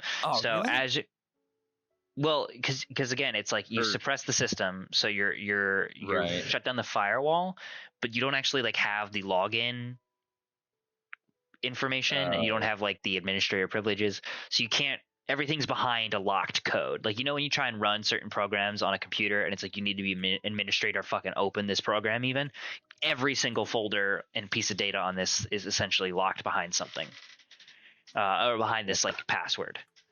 So you can get a deeper look at the folder structure now and see what kind of more data is on this thing. So you do get something out of it, and the firewall is down. You just can't. It doesn't solve whatever they're probably trying to get. They probably want the data off this phone in some way, and they can't get that quite yet. But while you're talking to them and debating the logistics of the deal, you're still plugged into this thing and holding it, and you suddenly get a bling, as if your background hacking routine has finally gotten through this without tripping any malware pitfalls. Gotcha. And you're able to see this phone this compad is filled with information, right? There's a pretty big wealth of information on this thing, considering it's a brick. It has a lot of data on it. It has your basic quarterly earnings reports and employee ID numbers for local branches. It looks like it has about a dozen Saragon branches in it, so whoever's phone this is has access to a lot of information about like specific employees.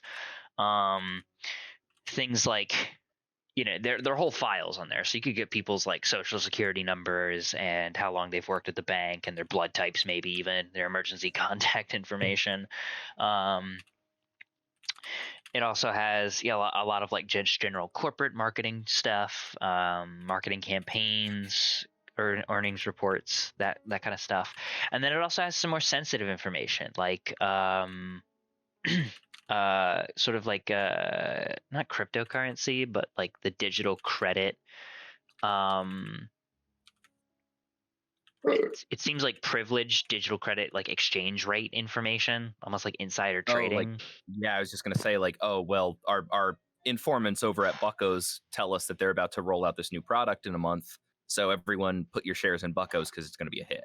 Essentially, like that kind of, maybe not that specifically because I can't see exactly what it is, but like more on the governmental level rather than like a specific business stock, but more like Novacore is brokering a peace treaty with Micros right now, and that's actually going to make the cross what's the interstellar exchange rate a little bit better because they use slightly different currencies.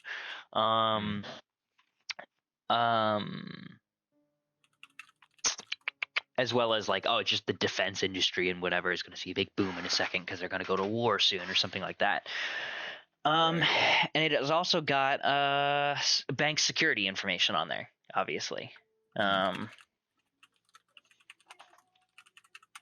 Gotcha. Along Is with there honestly a plethora of other stuff, but cool. My one quick question is going to be: can I get any sense of the name of the user, like a username that's associated with this? Because like I assume it would say like "Greetings, R. Kelly," and like yeah, it's R. Kelly's phone.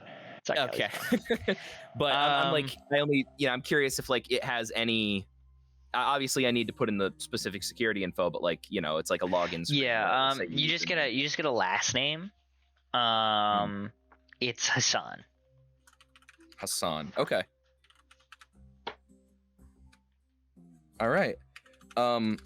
So Weevil turns to Arcane, and his face doesn't change, but somehow becomes ever slightly more smug, and he goes, "Who is avoiding their manufacturer warranty now?" And he shows the open com pad with all the files still locked, but now you can get a better sense for what's on it. I like to imagine one pixel in the corner of Weevil's digital mouth like goes up by one, like it's ever so not just one. It's like more of a smirk. Beedrill looks at this compad and goes, "Oh, well, yeah, and you did that while we were having a debate about your payment. I mean, I take it back. I take it back. You're clearly, you didn't fully flub your resume. That is impressive stuff. Can I see it?" Knock yourself out. So question, one thing I feel like we've been hand waving a little bit with hacks is that they only last for a limited duration. And granted, I don't think we've worked with any systems that Weevil's hacked for an extended period of time, but do I need to stay connected to this, or can I like unplug and stay on the home screen for like, it'll be like 30 minutes before it resets the security parameters? I think with something like this especially, because for the most part we've kind of just been dealing with people's personal objects. So I think it'd be pretty weird if they reset. Or at least there's no reason that you couldn't just hack into it again. So we've just skipped the narration of Weevil hacks into fucking Piggly's phone again because it locks every time you guys close it. Right. This would be a different case. This thing's probably going to be open for, I mean, is there, you were just looking at this. Is there a specific time or? Because I would say 15 minutes before this thing fucking cycles through its security protocols again. I'm trying to see the digital environment executing the hack. The hacker can attempt to regain control, but further hacking attempts may be more difficult if it fails.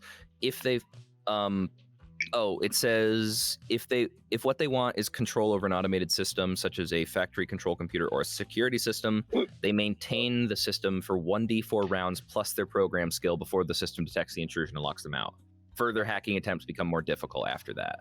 Yeah, so because we're not like kind of infiltrating a system, you guys aren't in a base right now, I'm gonna hand wave this and say it's like 10 minutes. But yeah. So I guess do we want to say Weevil is able to disconnect from it and then he'll you're able to disconnect. It's essentially this thing's gonna do a refresh in 10 minutes, and whether you're connected or not, the firewall is gonna realize it's down essentially. Okay. Yep. Okay, So also, we will take some screenshots before we disconnect, just to like know what's there to look into next time. Am I able to screenshot through my I don't know if you can take photos of the phone.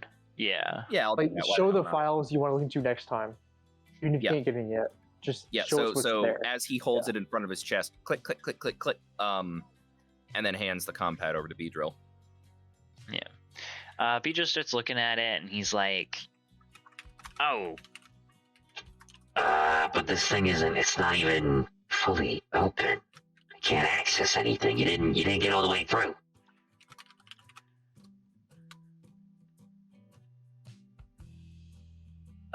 Let me reread the Craigslist posting real quick. I believe I have completed the initial terms of the agreement. I unlocked the locked compad. It would require further checks and most likely further compensation if I were to attempt to get further. I have bought us some time and bypassed the initial firewall. However, there are additional firewalls. User designation Weevil. While you may, to some interpretation, have fulfilled the literal terms of the agreement listed in the ad, it is not in the spirit of the ad that you have fulfilled your end of the deal. And if we are to go on what you were discussing earlier about your terms and conditions being voided as you have been modified and are now able to act as you please, and more act in the spirit of things, negotiating beyond the letter of the initial agreement, then assuredly, using the same logic, you should be willing to go above and beyond the literal interpretation of doing the bare minimum to fulfill the rest of the agreement to earn your pay. We are both droids. We are in no position to be talking about spirit.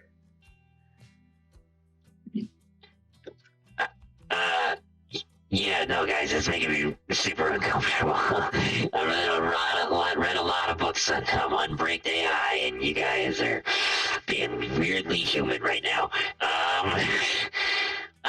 But he has a point. This thing is gonna. I dealt with these kind of systems before. This thing's gonna lock itself for like 10 minutes, man. I can't do anything with this in the current state. You're really gonna. You think you've earned your money, really? I would like to think that I was paving the road for other skilled hackers to be able to come in and keep the door open after I had initially opened the lock. However, it seems that that is not the case. How about we able this? to try again? Well, just as a Hail Mary. Well, I'm not as we're in. Like, Weevil did what he initially set out to do, just not administrator access. So I'm assuming it would require a different separate check while the compad is open to access specific files, if that's correct. Okay, what if we tried to connect with two devices and route the malware and like defenses toward one device and let the second device get through and past that? Like spoof it so that it's like it's like basically it's sort of like a feinting attack or like in basketball. Somebody jumps up, blocks, and that's the other person catches the I ball. dig that idea. That's very solid actually. If Can we try that? Yeah, with that in mind, Weevil will say Look, this is a very complicated hack job, and I believe that we can all acknowledge the fact that I have made much more progress than you or your companions have. However, you are asking me to do a separate hack job to get into these files. I need you to specifically pick out which files you'd like, and then for each file that I'm able to access, you can add 25% of the current fee on top of that. Does that sound amenable? Oh, come on, man. You're like pulling teeth here. It's like we asked you to break into a house. We asked you to break into a safe in a house, and you're like, well, I opened the door. I broke into one thing, so I want a second payment to break into the safe. And it's like, you didn't even get into the safe the first time. You just opened the front door. Correction, I opened the door to the safe, and there was a lockbox inside the safe. Oh, jeez. All right. Look, 25%, so it's $12.50 if you can get. Sure. If you can get administrator access, we can give you $12.50. That is not what my agreement was. My agreement was 25% for every specific file that I am able to open. You want 250 credits for every... There's thousands and thousands of files on that thing. Pick your poison. Otherwise, I will let this lock, and you will leave with none of the information that you seek.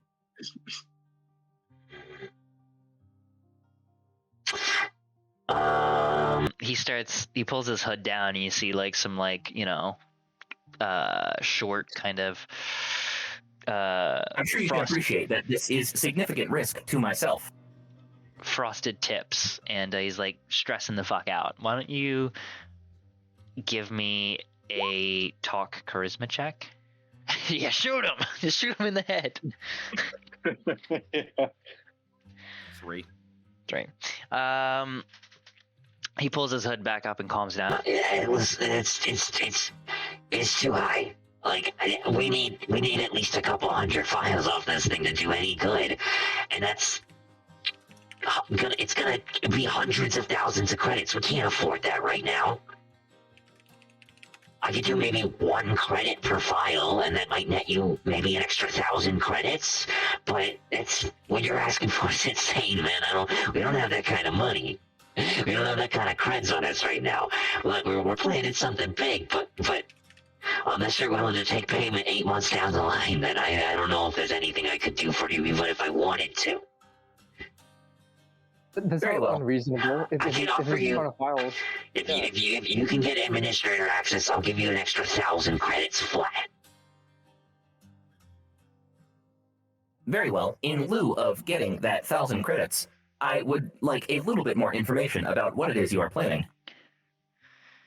You allude to a plan, and I think it is clear that you are not a part of some... Yeah, I fucking forget the name of the bank. That you are not an employee of this bank. So just give me an idea of what your plans are. I do not need specifics. I just want to make sure that I'm not going to contribute to the collapse of infrastructure here on Saragon 3. Oh, jeez. Okay. No, it's nothing crazy like that. It's just... And Arcane cuts him off. Wait, before you tell them anything, little one, show us your nips. Are you wearing a wire? I will rip off my shirt and show him my unwired nips. Very Underneath good. your overshirt is the fucking baby outfit. Is that a bit of a diaper I see poking out from beneath your waistband? Yes, but it's unused. Thank God. And Beedrill pipes out. Okay. Look, all we're doing is there's a we're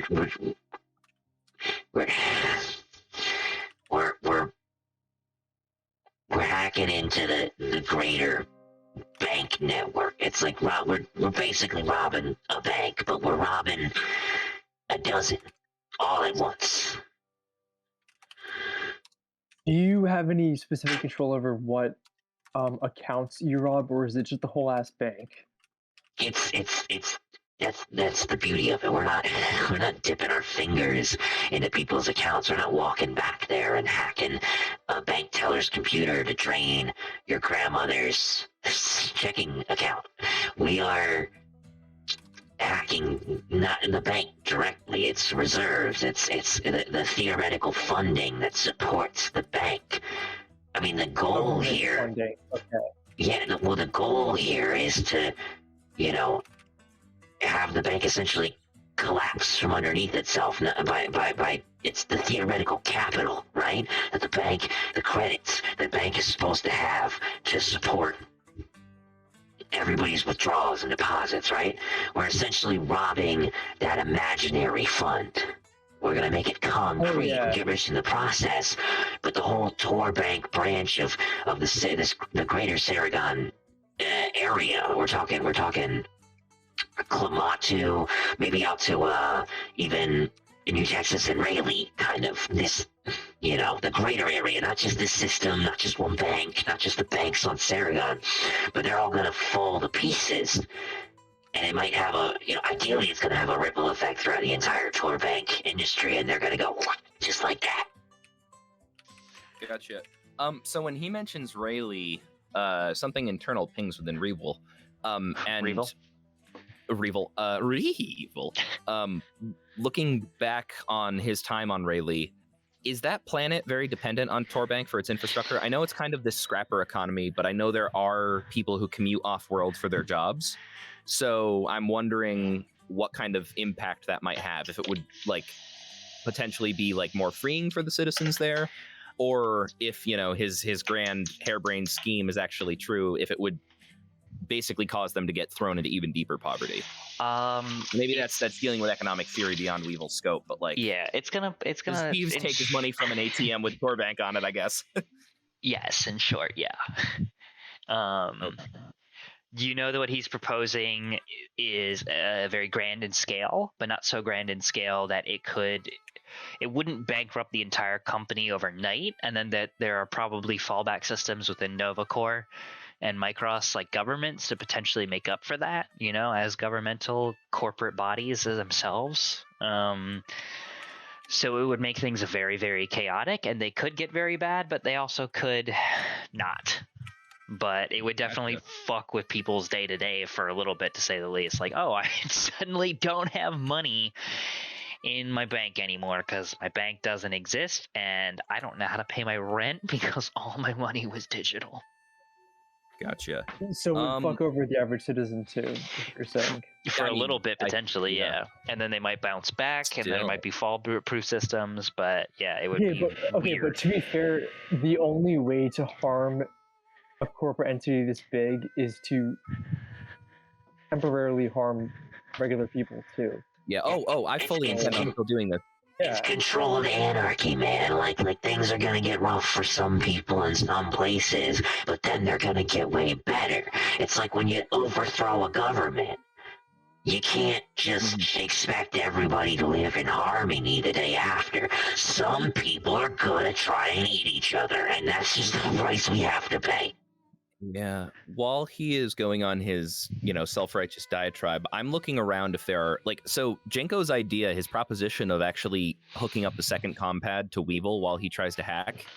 I'm curious if we can try something that would basically get me a bonus on the next attempt to hack into the files by trying to have two Weevil just copy pastes his hacking software and the active part of it onto the compad, loops it into his system to create this recursive loop of two different hacking algorithms going at once, but only one of them is actually doing anything.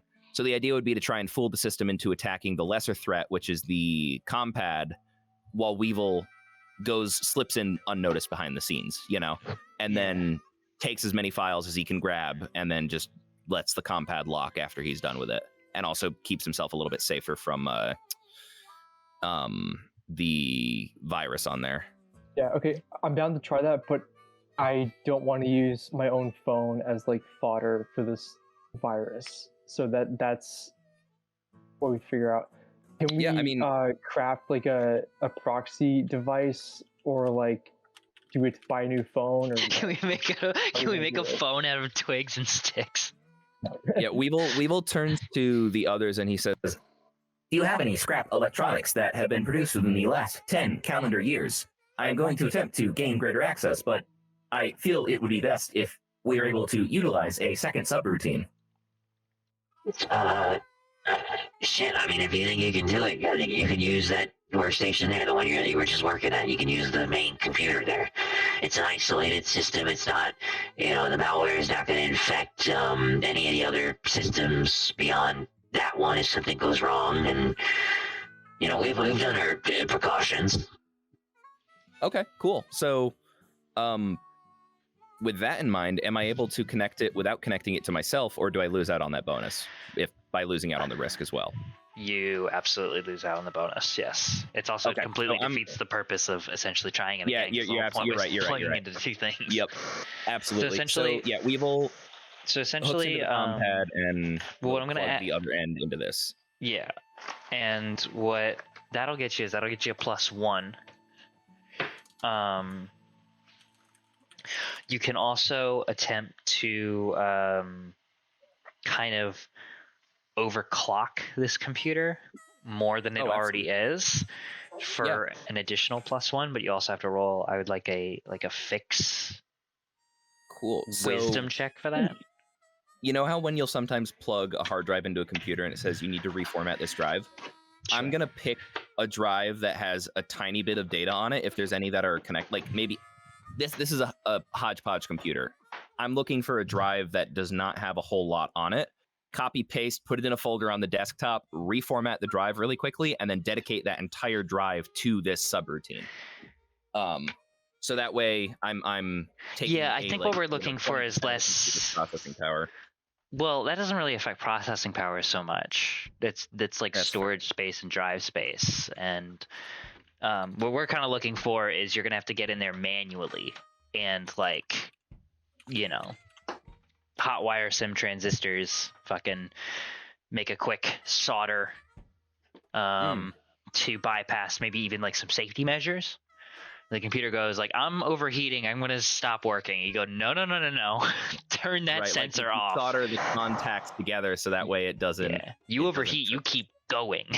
Right. Okay. Yeah, I'll do that quick. So I'm assuming that would be a fix int. I'm gonna go whiz just because. 11. Nice. Yeah, that's enough. So using a secondary system. Off and... using a secondary system and getting in there to jury rig this computer furthermore, like even more than it has already been jury rigged, will get you an additional +1, so +2 total. Cool. So I'm gonna go ahead and very quickly copy my information onto the drive, have it run an exe, which is essentially a hacker simulator, and then push that like a Trojan horse into the front door of this firewall. I guess I'm just gonna go for this guy says he's looking for the Saragon branches. Like he says he wants to destabilize the bank. I'm going into the Saragon specific information because I don't want to focus on Rayleigh if I can avoid it. So, you mentioned there was a lot of information on the branches within the Saragon system, so that's what I'm focusing my attack on first, and I want to scoop the most files out of that, as well as the insider trading stuff that you mentioned, because that could be very interesting. Sure. So as you begin to fire up the routines and essentially start this attempted brute force hack, and you're syncing up yourself with this other computer so that it's going to go in just ahead of you, and then you're going to start running your programs almost like walking in the shadow of this thing. You also notice in your sort of HUD display, along with your vitals and the temperature of the room and shit like that, that's always just your subroutines are always just processing. You also notice almost like a little notification that says run Archimedes program ?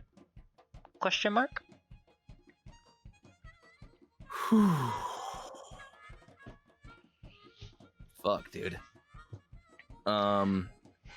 Before he goes in, while this pop-up is there, Weevil turns to... This will give you a +2 to roll, by the way, because I think it'll be a +4 altogether. Yeah, it's important to tell you the bonuses and the DCs. Right.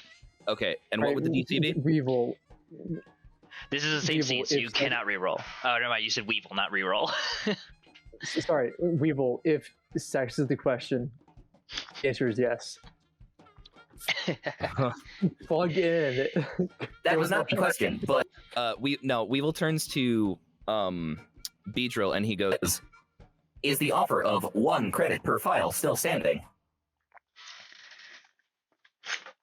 He looks over at Arcane and I will also accept deferred payment. However, I will come to collect if that is not true. Yeah, how about 1 credit per file up to 5,000 files, and then anything beyond that is going to have to be deferred until after we, succeed. Yes. Boom. Archimedes protocol activated.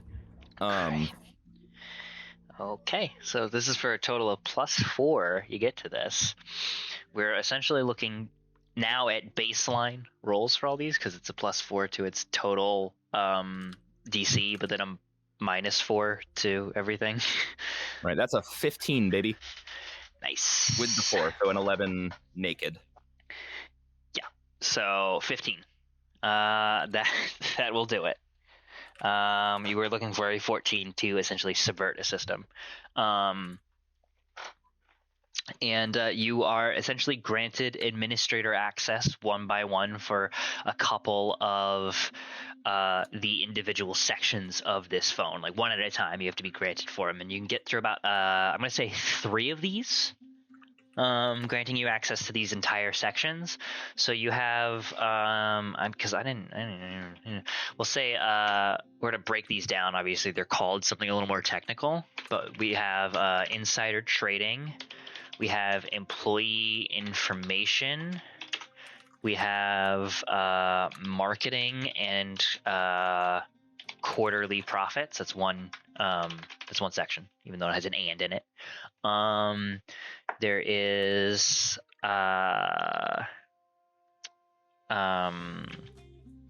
we're gonna go with bank security, and I think I want one more, but I'm also like, what else would be on this drive?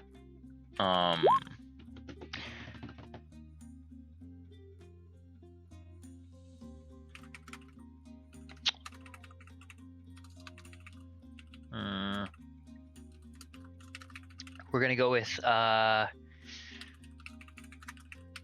outside tech. Outside tech. So I think I missed the first few. I have bank security, quarterly profits, employee information, outside tech, and so yeah, the quarterly profits is marketing information and quarterly profits, and then the first one would be insider trading. This is the kind of privileged information that they have for CEOs and the like. And you said I have 3 sections that I can harvest the data from. Cool. Definitely doing. I mean, before I dive in, is there any like blurb that's descriptive? I think no, because I think the idea is you're kind of very quickly and and like I said, there's a little more. Outside tech is more. I mean, I guess because it's broken down into more than one file. It's not just like a folder that says this in reality. So like, I guess what I can give you is, it is like things that they are looking into outside of standard bank tech, outside vendors that would maybe provide services for them. And you know that probably from the insider trading section and stuff like that, it's like not everything on this has strictly to do with banking. So right. Okay. I am taking insider trading, outside tech, and bank security. Okay. And then why don't you give me 3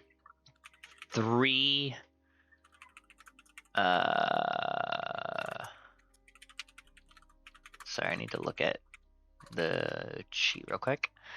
Why don't you give me 3 mental saves?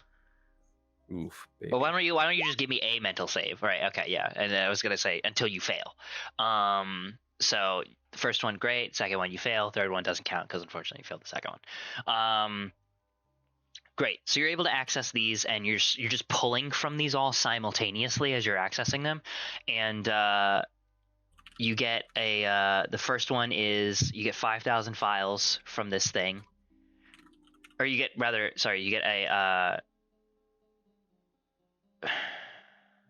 no, that's the total. Jesus, where's my head with this math? You get so you get in, and then you get 1,000 files. First mental save, you get an additional 1,000. Second save, you fail, you only get 500. So 2,500 in total. Okay. Is it important that I annotate which of those go to which category? Or no. You pull from all of them pretty equally. You just don't get everything from all of them, but you pull a bunch from all of them. Cool.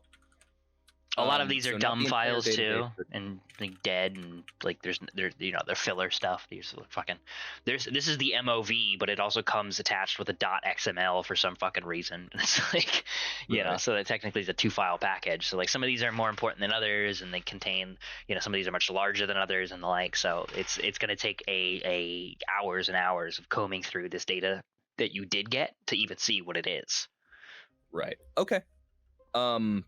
As I execute this hack and finish it, I would like to Control F search these files for Godwater, like just the phrase Godwater, and copy any of those files to an internal bank on my own memory so that I can comb through them at a later date.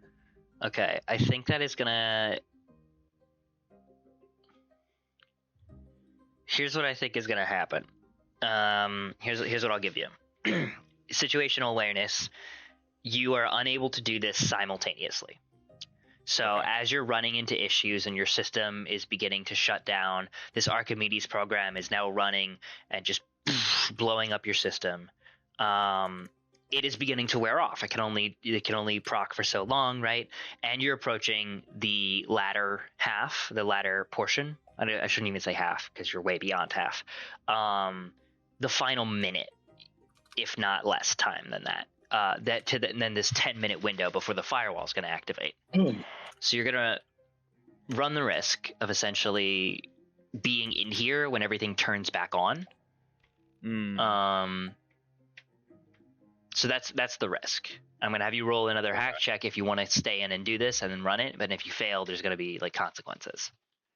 In that case, I'm not going to do that. I'm just going to extricate myself along with the rest of the data and then let the firewall close on its own. Because I have all that data, I guess, just to make sure I understand what... Like, we have all that data on banks, which are going to be given to Beedrill and Arcane, but not in a form that Weevil would be able to access on his own. And not sorted according to Godwater, basically. It's just I think you kind of just pulled it out onto the drive that you cleared space on. So now you just have like terabytes and terabytes of data on this drive that you cleared space on, with just like it's just unorganized. It's in a big mess. You'd have to open these files and read them individually, or like develop a sorting algorithm. Essentially, it's just a big mess. You just have a pile of paper in front of you. You're like, what the fuck is even on any of this? Right. Cool. All right. In that case, I'm still gonna pull out. I have all that information, and as the Archimedes program runs its course and Weevil's. So I guess just like as a visual, Weevils. Yeah, I was gonna say, let me narrate real quick. So now that we're done with the, I wanted to paint a picture for Janko here because he hasn't seen this before. Essentially, what you see is like Weevil. He kind of slumps down. He bends some servos in his knees to kind of get lower down to this compad and table, so he can set the compad on the desk into his wrist port. Plugs it in with a splitter into this computer. And he begins to run his hack, and like while he's running his hack, he kind of, you've seen him hack stuff before. His little facial expression can pivot and look at you guys, and he can normally hold conversations and the like. There's a moment though where you notice kind of things kind of switch as he's beginning to run this program. And it's looking good. You can kind of see on the computer monitor that end of things. You can't really see what's happening on Weevil's internal systems, but you're like, oh yeah, I can tell. I see a lot of loading bars and windows opening and closing. It looks like it's trying its best. And you look over, and Weevil has just shut down. His servos are still, and his knees are slumped over, but his entire upper body, like the hydraulics controlling his waist, just have flumped over, and his arms are in a loose dangle, and every single one of his lights has been shut off. It looks like somebody just pulled his battery out of his wall, or pulled a battery out of him, and he just doesn't have any power to operate anymore. Okay, can I make a mechanical fix check to get him back up and running? In case he's like in trouble. Sure. Why don't you give me fix wisdom check real quick.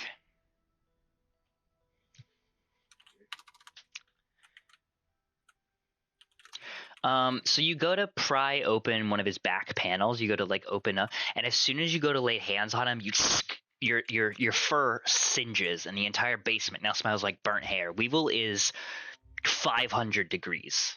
Basically, he would be glowing red hot if he wasn't made out of expertly crafted alloy titanium from fucking 700 years ago. You'd be able to get your gloves on and begin trying to screw open one of his panels, but by the time you get in there and look at what's happening, you just notice internal systems are just whirring and firing on all cylinders. He's got like small pistons in there that are churning back and forth at almost like light speed. You see cooling tanks where like just steam is now jetting through them essentially. And as you're getting the lay of the land as to what the fuck you're even supposed to do, like what you can even put a wrench in that isn't going to just like shred the wrench and potentially break his internal systems because they're working 10 times overtime. You hear his internal servos kind of fire back up, and a dull hum of some internal engine of his, or some internal modular kind of hardware piece, and his now like owl like head that is rotated backwards. The LED flash blinkers on, and he seems to be like firing back up as you're like considering putting your hand up his ass. He's gone for maybe 2 minutes maximum during this process of you figuring out what's happening and trying to unscrew his panels and having to run to get your gloves in the corner and et cetera like that. But he's back. But yeah, Weevil, your systems begin to fire back up as you pull out of this phone, and you guys are free. I think the last thing, as Weevil's like, first his like waist activates and tilts his torso up, then his chest, then his arms lock into place, and then his head swivels around like you said, and the last thing to turn on is his little LED display as he goes, Oh, it appears I was largely successful. My odometer says that there is burnt hair. What happened?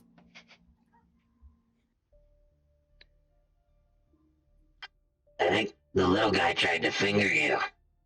You just shut down and he started reaching for your rear.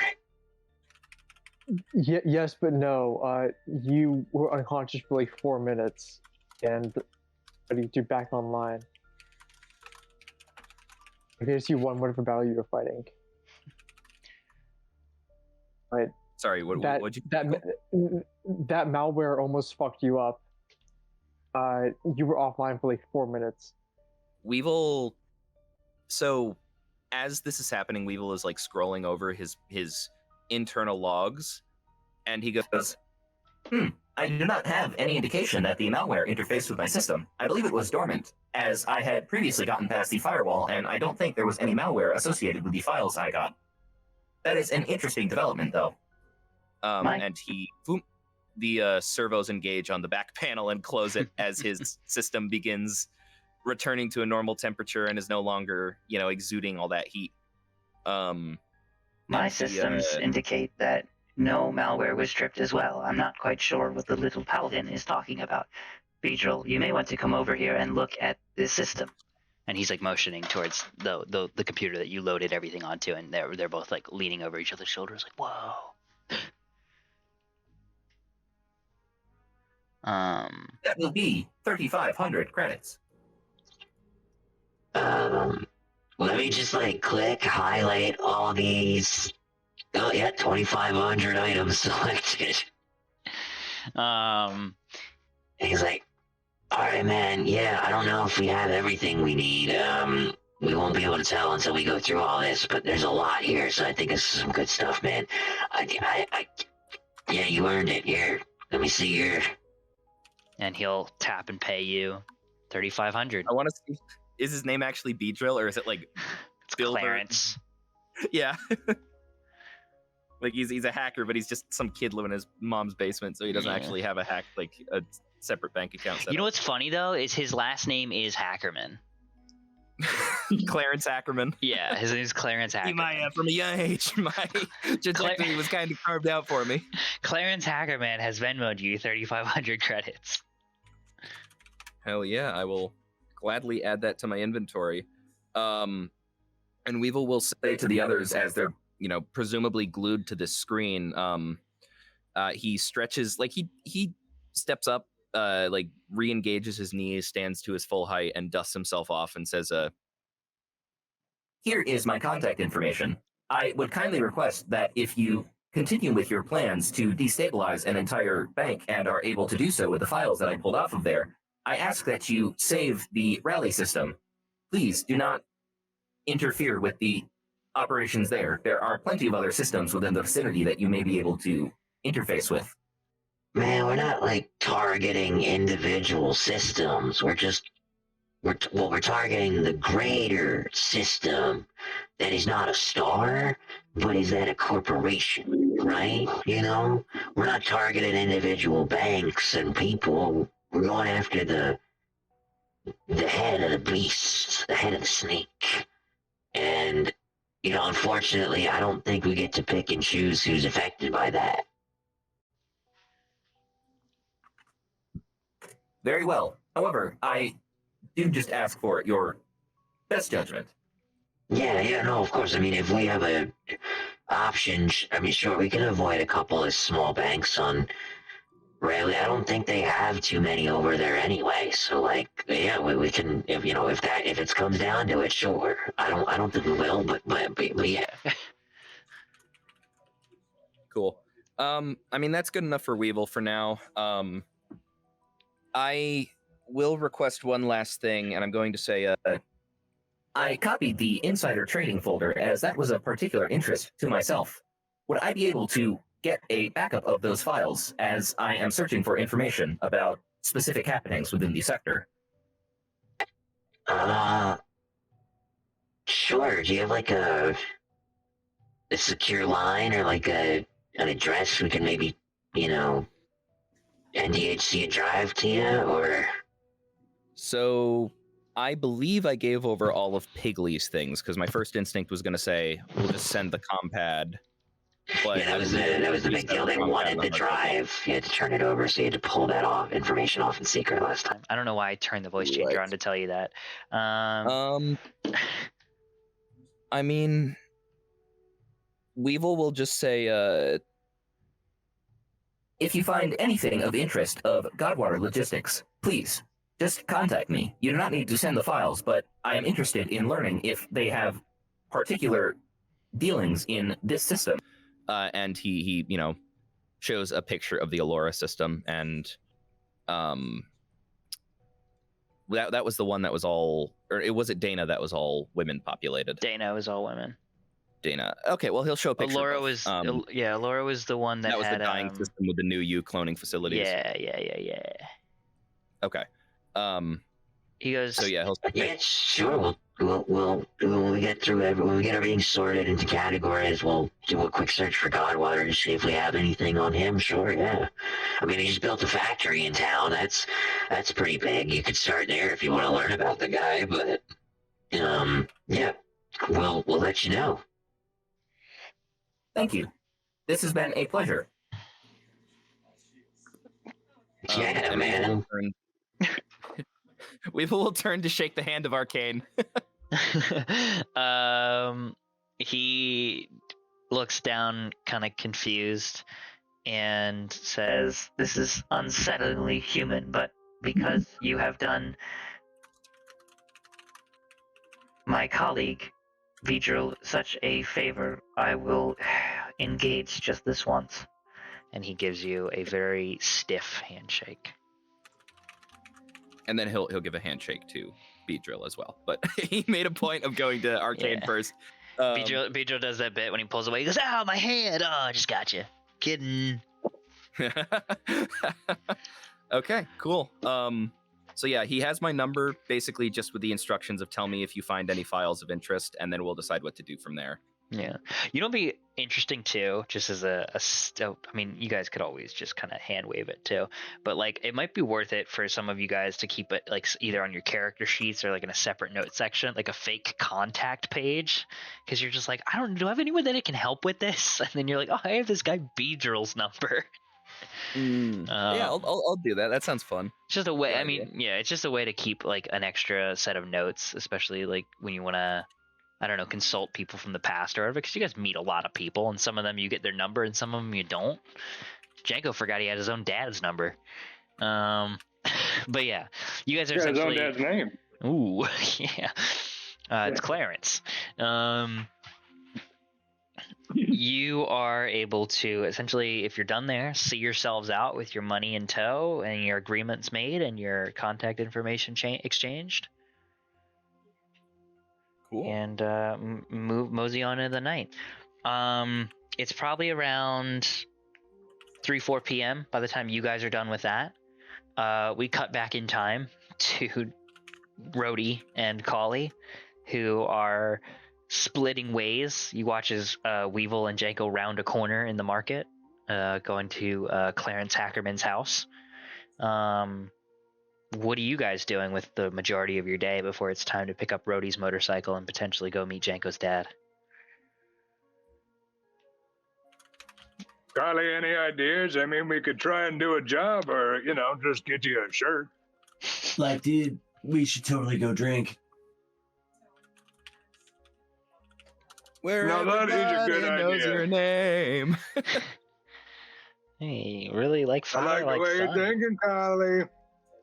I mean, look, if we go to somewhere where we can drink, there might be a pool table, and then we could like hustle some fools. I'm pretty decent at pool. Like, what about you, man? I mean, I'm pretty good. You know what I can do with my magnets. So then we kill two birds with one stone. Like, get fucked Two up birds and with like, one magnet. yeah. Hell yeah, I fucking hate birds. Let's do it. And Cody will start like looking around for the nearest bar that they can walk to. Yeah. You're able to you're able to find a bar not too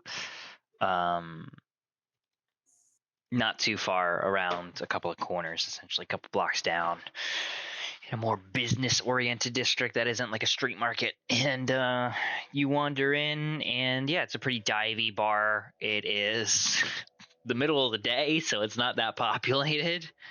It's a couple of old haggard drunks, couple of regulars. You got this bulky forearm Grackhul woman behind the bar, sending bar. They do have a pool table. Nobody is currently playing. There's like some sad, it sounds like sad Collie with your polygot ears. You can tell it seems like Malkoon language. Like a sad country version of that in a foreign language that you guys, neither of you speak. Right. Well, I'll go up to the bar, get us a couple of drinks, and just kind of glance around. Well, you know, I do like the idea, but being that it is 3 p.m., maybe not everybody around here is as dedicated to the consumption as I am. I mean, look, why don't we browse our space Craigslist and see if there's a job that we can do? I saw one that was a clown needed for a birthday party. I mean, you got the pants. Yeah, I mean, you can also, for what it's worth, looking around, you could maybe convince somebody to play you in pool, but yeah, it's not primetime hustling hours, so it's up to you guys. Right. I don't want to describe the scene as a too much of a dead end because there's options, but.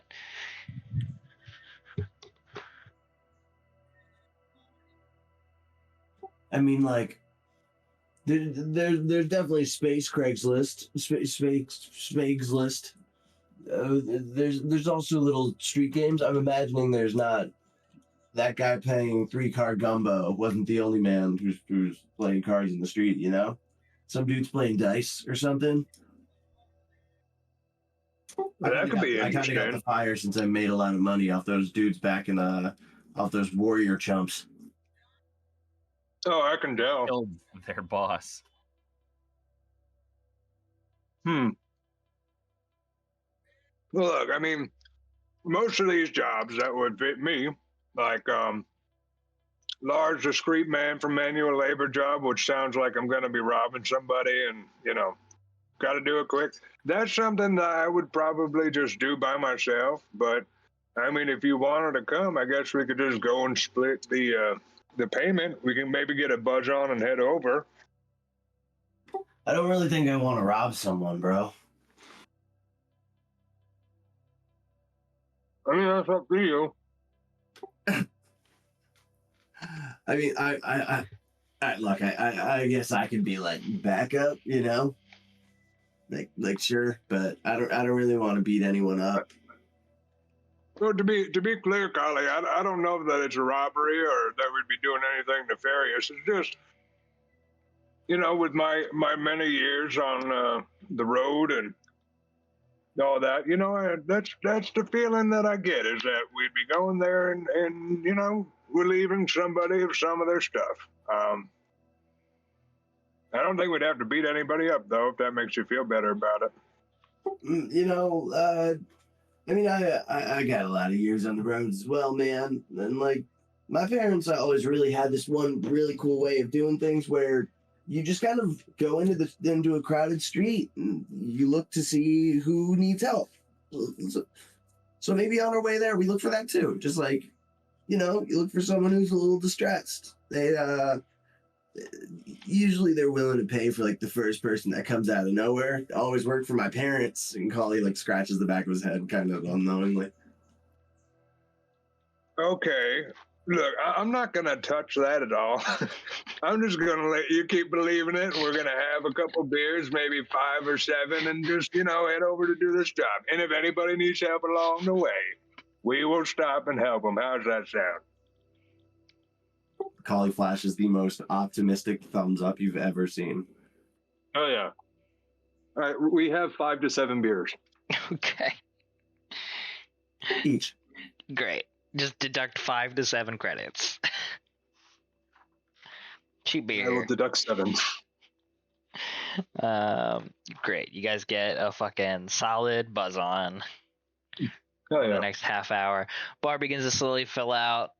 Grackle woman picks some conversation with you. What are you boys doing in town? Why are you fucking drinking so much at 2 p.m.? Kind of drown the sorrows. Because I'm fucking thirsty. Like, we need money. Well, you're spending a fair amount here. I have some rats, some sand rats in my basement. If you guys want to kill them, I'll offer you 2 credits per rat head you bring me. My boy's got away with rats. Go get him, Rhodey. Okay, well, hold on. So you're saying that you got a bunch of rats. You're going to give me 2 credits per head that I bring you. Yep. Now, Collie, and I'm going to kind of lean in, this is not the kind of high-paying job I was thinking of, unless maybe she's got 2,500 rats down there. She goes, sometimes it feels like it. Not only do I highly doubt, but I hope to God is not the case. So maybe we don't do that. Maybe we keep looking for somebody that really needs our help for more money. I mean, I hate to be this guy, bro, but I did mention that people just kind of need help around these parts. And look, we just had some handed to us on a silver platter. Handed us a problem that they have that they need us to fix for $2 a head, literally. Silver platter, more like cheese platter, because they're rats, am I right? Do we have any idea how many rats are generally in a rat colony with these types of rats? I don't think Collie has any exterminator. You'd have to go down there and check it out. Lady tells you there's probably about 40, 50 rats, maybe. Probably, that's only like 100 credits. Raised. Collie's eyebrows raised, and he looks at Rhodey. What do you boys need money for? More beers. Hold on. And I'm going to turn back to Collie. Look, man, I get that you want to do something from the bottom of your heart. I get it. You're a kind soul. I lost that part of me a long time ago, let me tell you. But that's very kind of you that you want to help this woman out with her rats. But look, let's say there's 50 down there, right? That's a lot of rats, and it's a lot of rat heads. That's only about 100 credits. What are we going to do with that? That's barely enough to get a real nice dinner. We need to find a job that pays more, like, the one I was telling you about moving stuff. 5,000 credits. I'll split it with you right down the middle. You'll just kind of keep a lookout. I'll move the stuff, with my magnets. Easy peasy lemon squeezy. And no rat blood on the boots, which is good. Collie will stand up from the bar, drop his 5 credits on it, and be like, all right, bro, fine. But when this turns out to be a scam and we don't make any money, don't count your rat heads before they hatch. Okay, I won't. Yeah. All right, I'll kind of follow behind, just taking a moment to say, thanks for the offer with the rats, lady, and good luck. If there's something else that you need, please don't ask me, and I'll leave. Yeah, as you turn to go, she's like, yeah, probably for the best. You all have your nipples out, and rats like to bite those off. So, Well, you know. Collie does. Rhodey's got his shirt on. No, he doesn't. He doesn't have the vest. Yeah, he does. He has his vest. But he's wearing a shirt with his vest. No, I mean he's just wearing the vest, but I guess. Yeah. Yeah, I mean if it's just kind of swinging open, then Yeah, I was like, yeah, look at the kinda, nipple. yeah. I was like, your nipples are not fully exposed, but they're kind of out with a vest and no shirt. Yeah, on our way to this job, That's fair. Ollie wants to keep his eye open for people that need help. There's a man in overalls going, side quest here, get your side quests. I mean, that guy seems good. My wife was kidnapped by a dragon. And as you go to a Gotta go inside. We gotta give you medication. Yeah, that's exactly what happens. Yeah, he's dragging his nuts on your face. Yeah. No. Well, a small child comes up and goes, "We need to get you inside. You've taken too much Teft again, haven't you? You're seeing things. Dragons aren't real, grandfather." So do you, Rhodey? Do you contact the? Yes. Okay. Yeah, I will. Leaving the bar, I will contact them and just like, here, I hear you got a moving job, need some help. I can help you. You get a text a couple minutes later. It's like, send pics. Okay. Like send a picture back. Just pictures. I like Does pull Collie the vest take sleeve a little bit back too. Wait. Pull the vest sleeve back. You guys are talking at the same time. You guys keep stopping and starting at the same time. I can't understand either of you. Yeah, Rhodey will have Collie take a picture. Actually, like 5 or 6 pictures. Of what? And it's just Rhodey pushing the vest sleeve up and like flexing his arm and like trying to look like big, which, remember, Rhodey's arms are pretty big.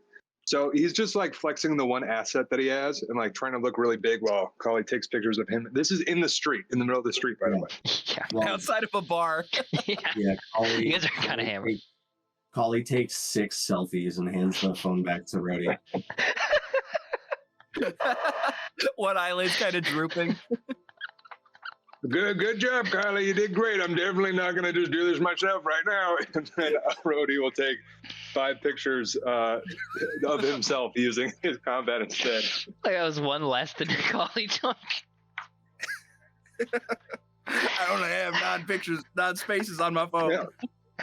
My storage is full. I can't figure out how to delete Pictures anything. of beers that I love. That's great. Okay, what do you send him? You sent him all 9? I'll send him the 5 of me and 1 of Collie. Just one of his selfies.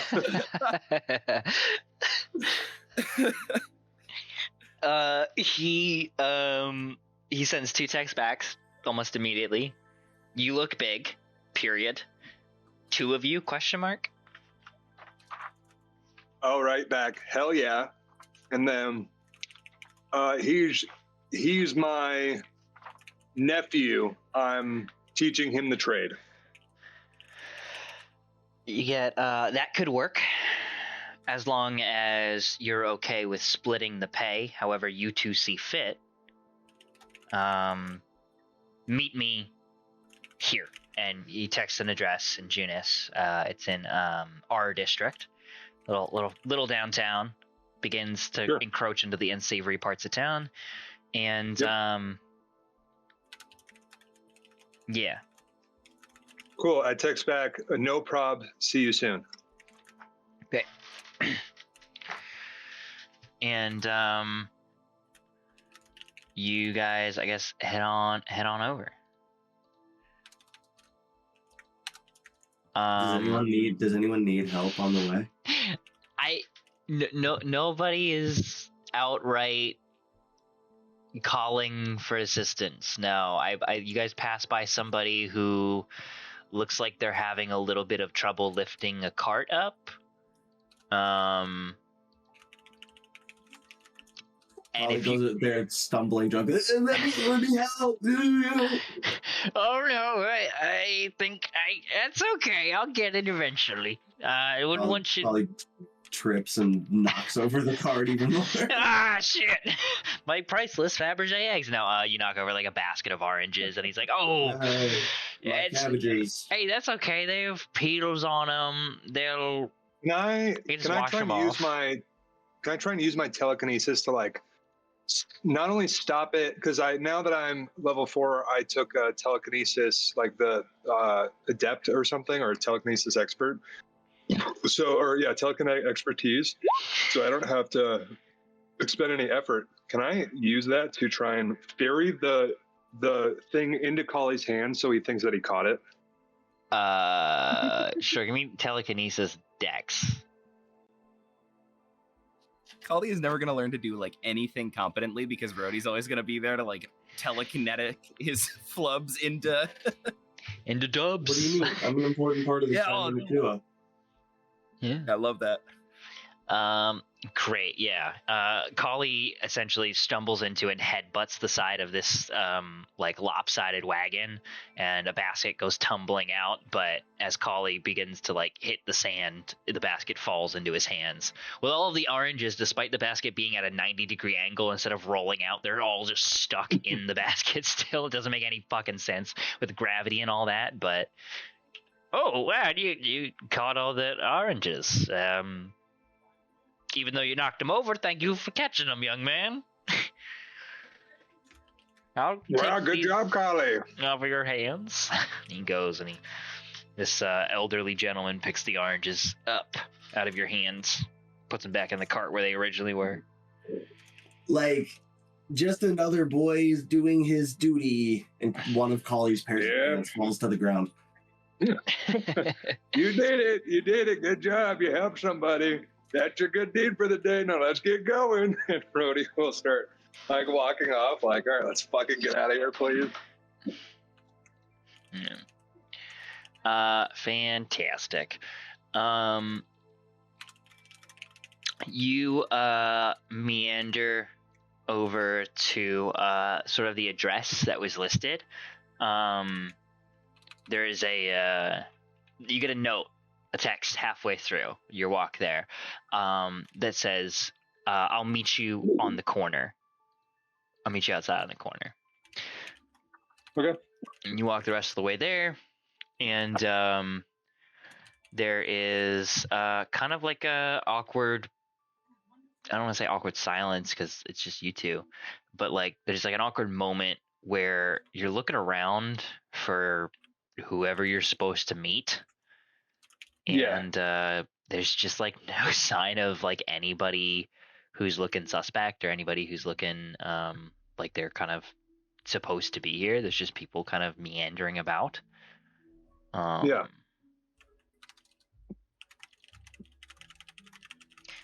this it goes on for a little while, like 5-10 minutes go by. And weird. All right, I'll text the guy, I guess. Yeah. Up here. It just says you get 3 texts back to back. On my way. On my way. On my way. And almost like less than a minute later, from around the corner, comes like speed walking, just more of a speed plapping, as this cockroach man. I don't have a handout for him right now, so I just posted his art in the Discord chat. Comes quickly walking around the corner, and he's like looking around with his big bug eyes and darting around, and he sees you guys. Big brown Vrukoid wings. Oh fuck, it's Glimpax. Who's Glimpax? It's him. Oh right, sure. And super long legs, kind of a bulbous body, but still very frail and thin, like most Vrukoids are. Curled antennae, wearing just like modest brown, kind of like traveler or civilian clothes with a backpack on, and he kind of wanders over to you guys and just almost like panting, like he's a little like worn out from the quick walk. It almost seems like. he says,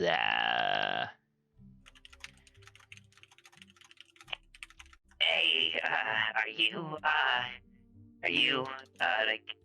the guy? The guys? Well, yeah, no, I know you are. Guys, you sent me pictures of you. I gotta know what you guys look like. I'm the other guy. I'm the guy I've been texting you. I'm Glimbax. All right, what's up? Hey, buddy. You okay? What's going on? Yeah, are you guys fucking drunk? No. Is he drunk? I don't know. Maybe. I mean, I'm, I'm just, no. Of course not. He just,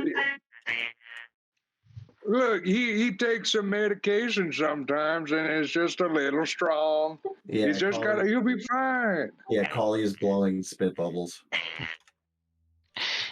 Oh, Lord. All right, well, you look tough, at least. Just if you can keep him under control. Kind of, I don't really have a lot of time. This is kind of a last-minute thing, and, well, I don't know if I can find anybody else, so you're it. Congratulations, I guess. So, all I really need you to do is I need you to come with me and, just look tough, dude. Do what you did in the photos, flex those, arms of yours. And if, I don't know if he can look scary, but, maybe crazy's his brand. Can you look crazy? Like insane, like you don't know if, I don't know if you're gonna stab me or not. Can you do that? Yeah, do something crazy. Do something weird. Yeah, Just do something weird, Make one of your eyes real big, yeah. Collie tries to strain his face really hard, but gets a headache and goes. That was good. That was good for the 10 seconds that you did it. That was really, so just do that when we're over there. Just do that instead. Yeah, I don't know if it was crazy, but it was kind of weird. Well, hey, there's nothing scarier than what you don't know. Am I right? Okay, let's get it moving.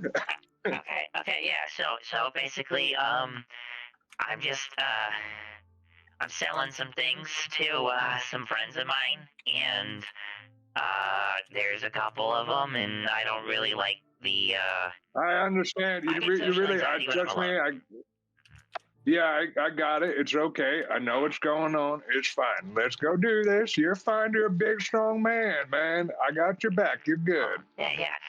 Just wait here 1 second. I'm just gonna get what I'm supposed to be. Yeah. And he just suddenly begins to fly straight up into the air, and he's actually going to fly up onto the roof of the building you guys are standing under. Fuck. And he comes down. You expect him to do that? Jesus Christ. That scared the shit out of me. I mean, I know that they can do that, but fuck me. I was not expecting him to just hope and fly off like that. Holy shit. And after a minute, he comes hovering back down with it's like it's almost like a steel box with a lot of kind of I need to find the word for this. There's a word for this like type of aesthetic where it's like graboids or grisbos or something stupid like that, where it's like a piece of tech, like a motherboard that just has like a lot of concave and convex bits and bits sticking out of it. But yeah, it's kind of like that. It's a steel box that has like a lot of edges to it, and it's got some like LED lights on it, and almost like a little bit of like cool smoke coming off of it, like liquid nitrogen almost. Sure. Okay, yeah, so this is a box. Just make sure nothing bad happens to it, and I'm gonna get a bunch of money, and then I'm gonna get some of it to you guys. Great. Follow me. And he begins to walk off, and after like 2-3 steps, he's just like hovering a couple of inches off the ground, flapping his wings at like Brody flinches again. Yeah, it's not great. It like kicks up sand and shit. It's like really aggressive. Right. It's like just loud too. Just kind of like peeled my eyes, like, oh fuck me, fucking hey, Jesus Christ! All right, God, do you have any extra sunglasses on you, Carly? I feel like I'm catching a desert in my eyeballs. Nah, man, I'm sorry, but like I do have this extra pair of pants. That's, you know what, you just keep those. I think it's actually going to help with the whole this guy's crazy thing. And we'll follow him. Maybe a couple steps behind, but we'll follow him. Yeah. He leads you a good 3-4 blocks up one way, take a right corner, another 2 blocks that way. And he goes, all right, so the meeting spot was in this alley. We actually are running a couple minutes late, so they should be here already. He kind of actually... He peeks around the corner real quick. Yeah, okay, there's 4 of them and 3 of us, so do your best to look big, guys. All right, I have complete faith in us. All right, so approaching, Rhodey will put his hands behind his head like he's, relaxing, but in reality, he's just flexing his biceps as hard as he can. Yeah, good. So like trying to flare his lats a little bit. Yeah, you get that warrior's pose, that like discount bodybuilder kind of vibe going on where you're flexing, but you're not flexing. Collie, what are you doing? Collie's gonna try and imitate Rhodey to also be tough. Hell yeah. So this like thinner, wobblier, shirtless, shinier Rhodey with more luscious hair is meandering behind him. Yeah. So Glenback's here, rounds the corner, and then Rhodey and Collie, you guys are a few steps behind him to avoid the sand kick up. And as you guys essentially walk into the entry of this alleyway, essentially, as you round the corner and now are standing in the alley and could look down it, you see 4 guys in red vac suits with their helmets off and warrior brands on their chest. Oh, that's not good. Kicking rocks in the alley. And they all begin to look up in your direction as they hear coming down their way from fucking Glenback's. Right. And they look mean, they look angry, and they look ready to, I don't know, do extreme violence if something were to go wrong. Or maybe something weren't going to go wrong. They're just going to rip him off. Or maybe the deal will go over very smoothly. I don't know. We'll have to find out next time. Sure. That's where we're going to cliffhanger it a little.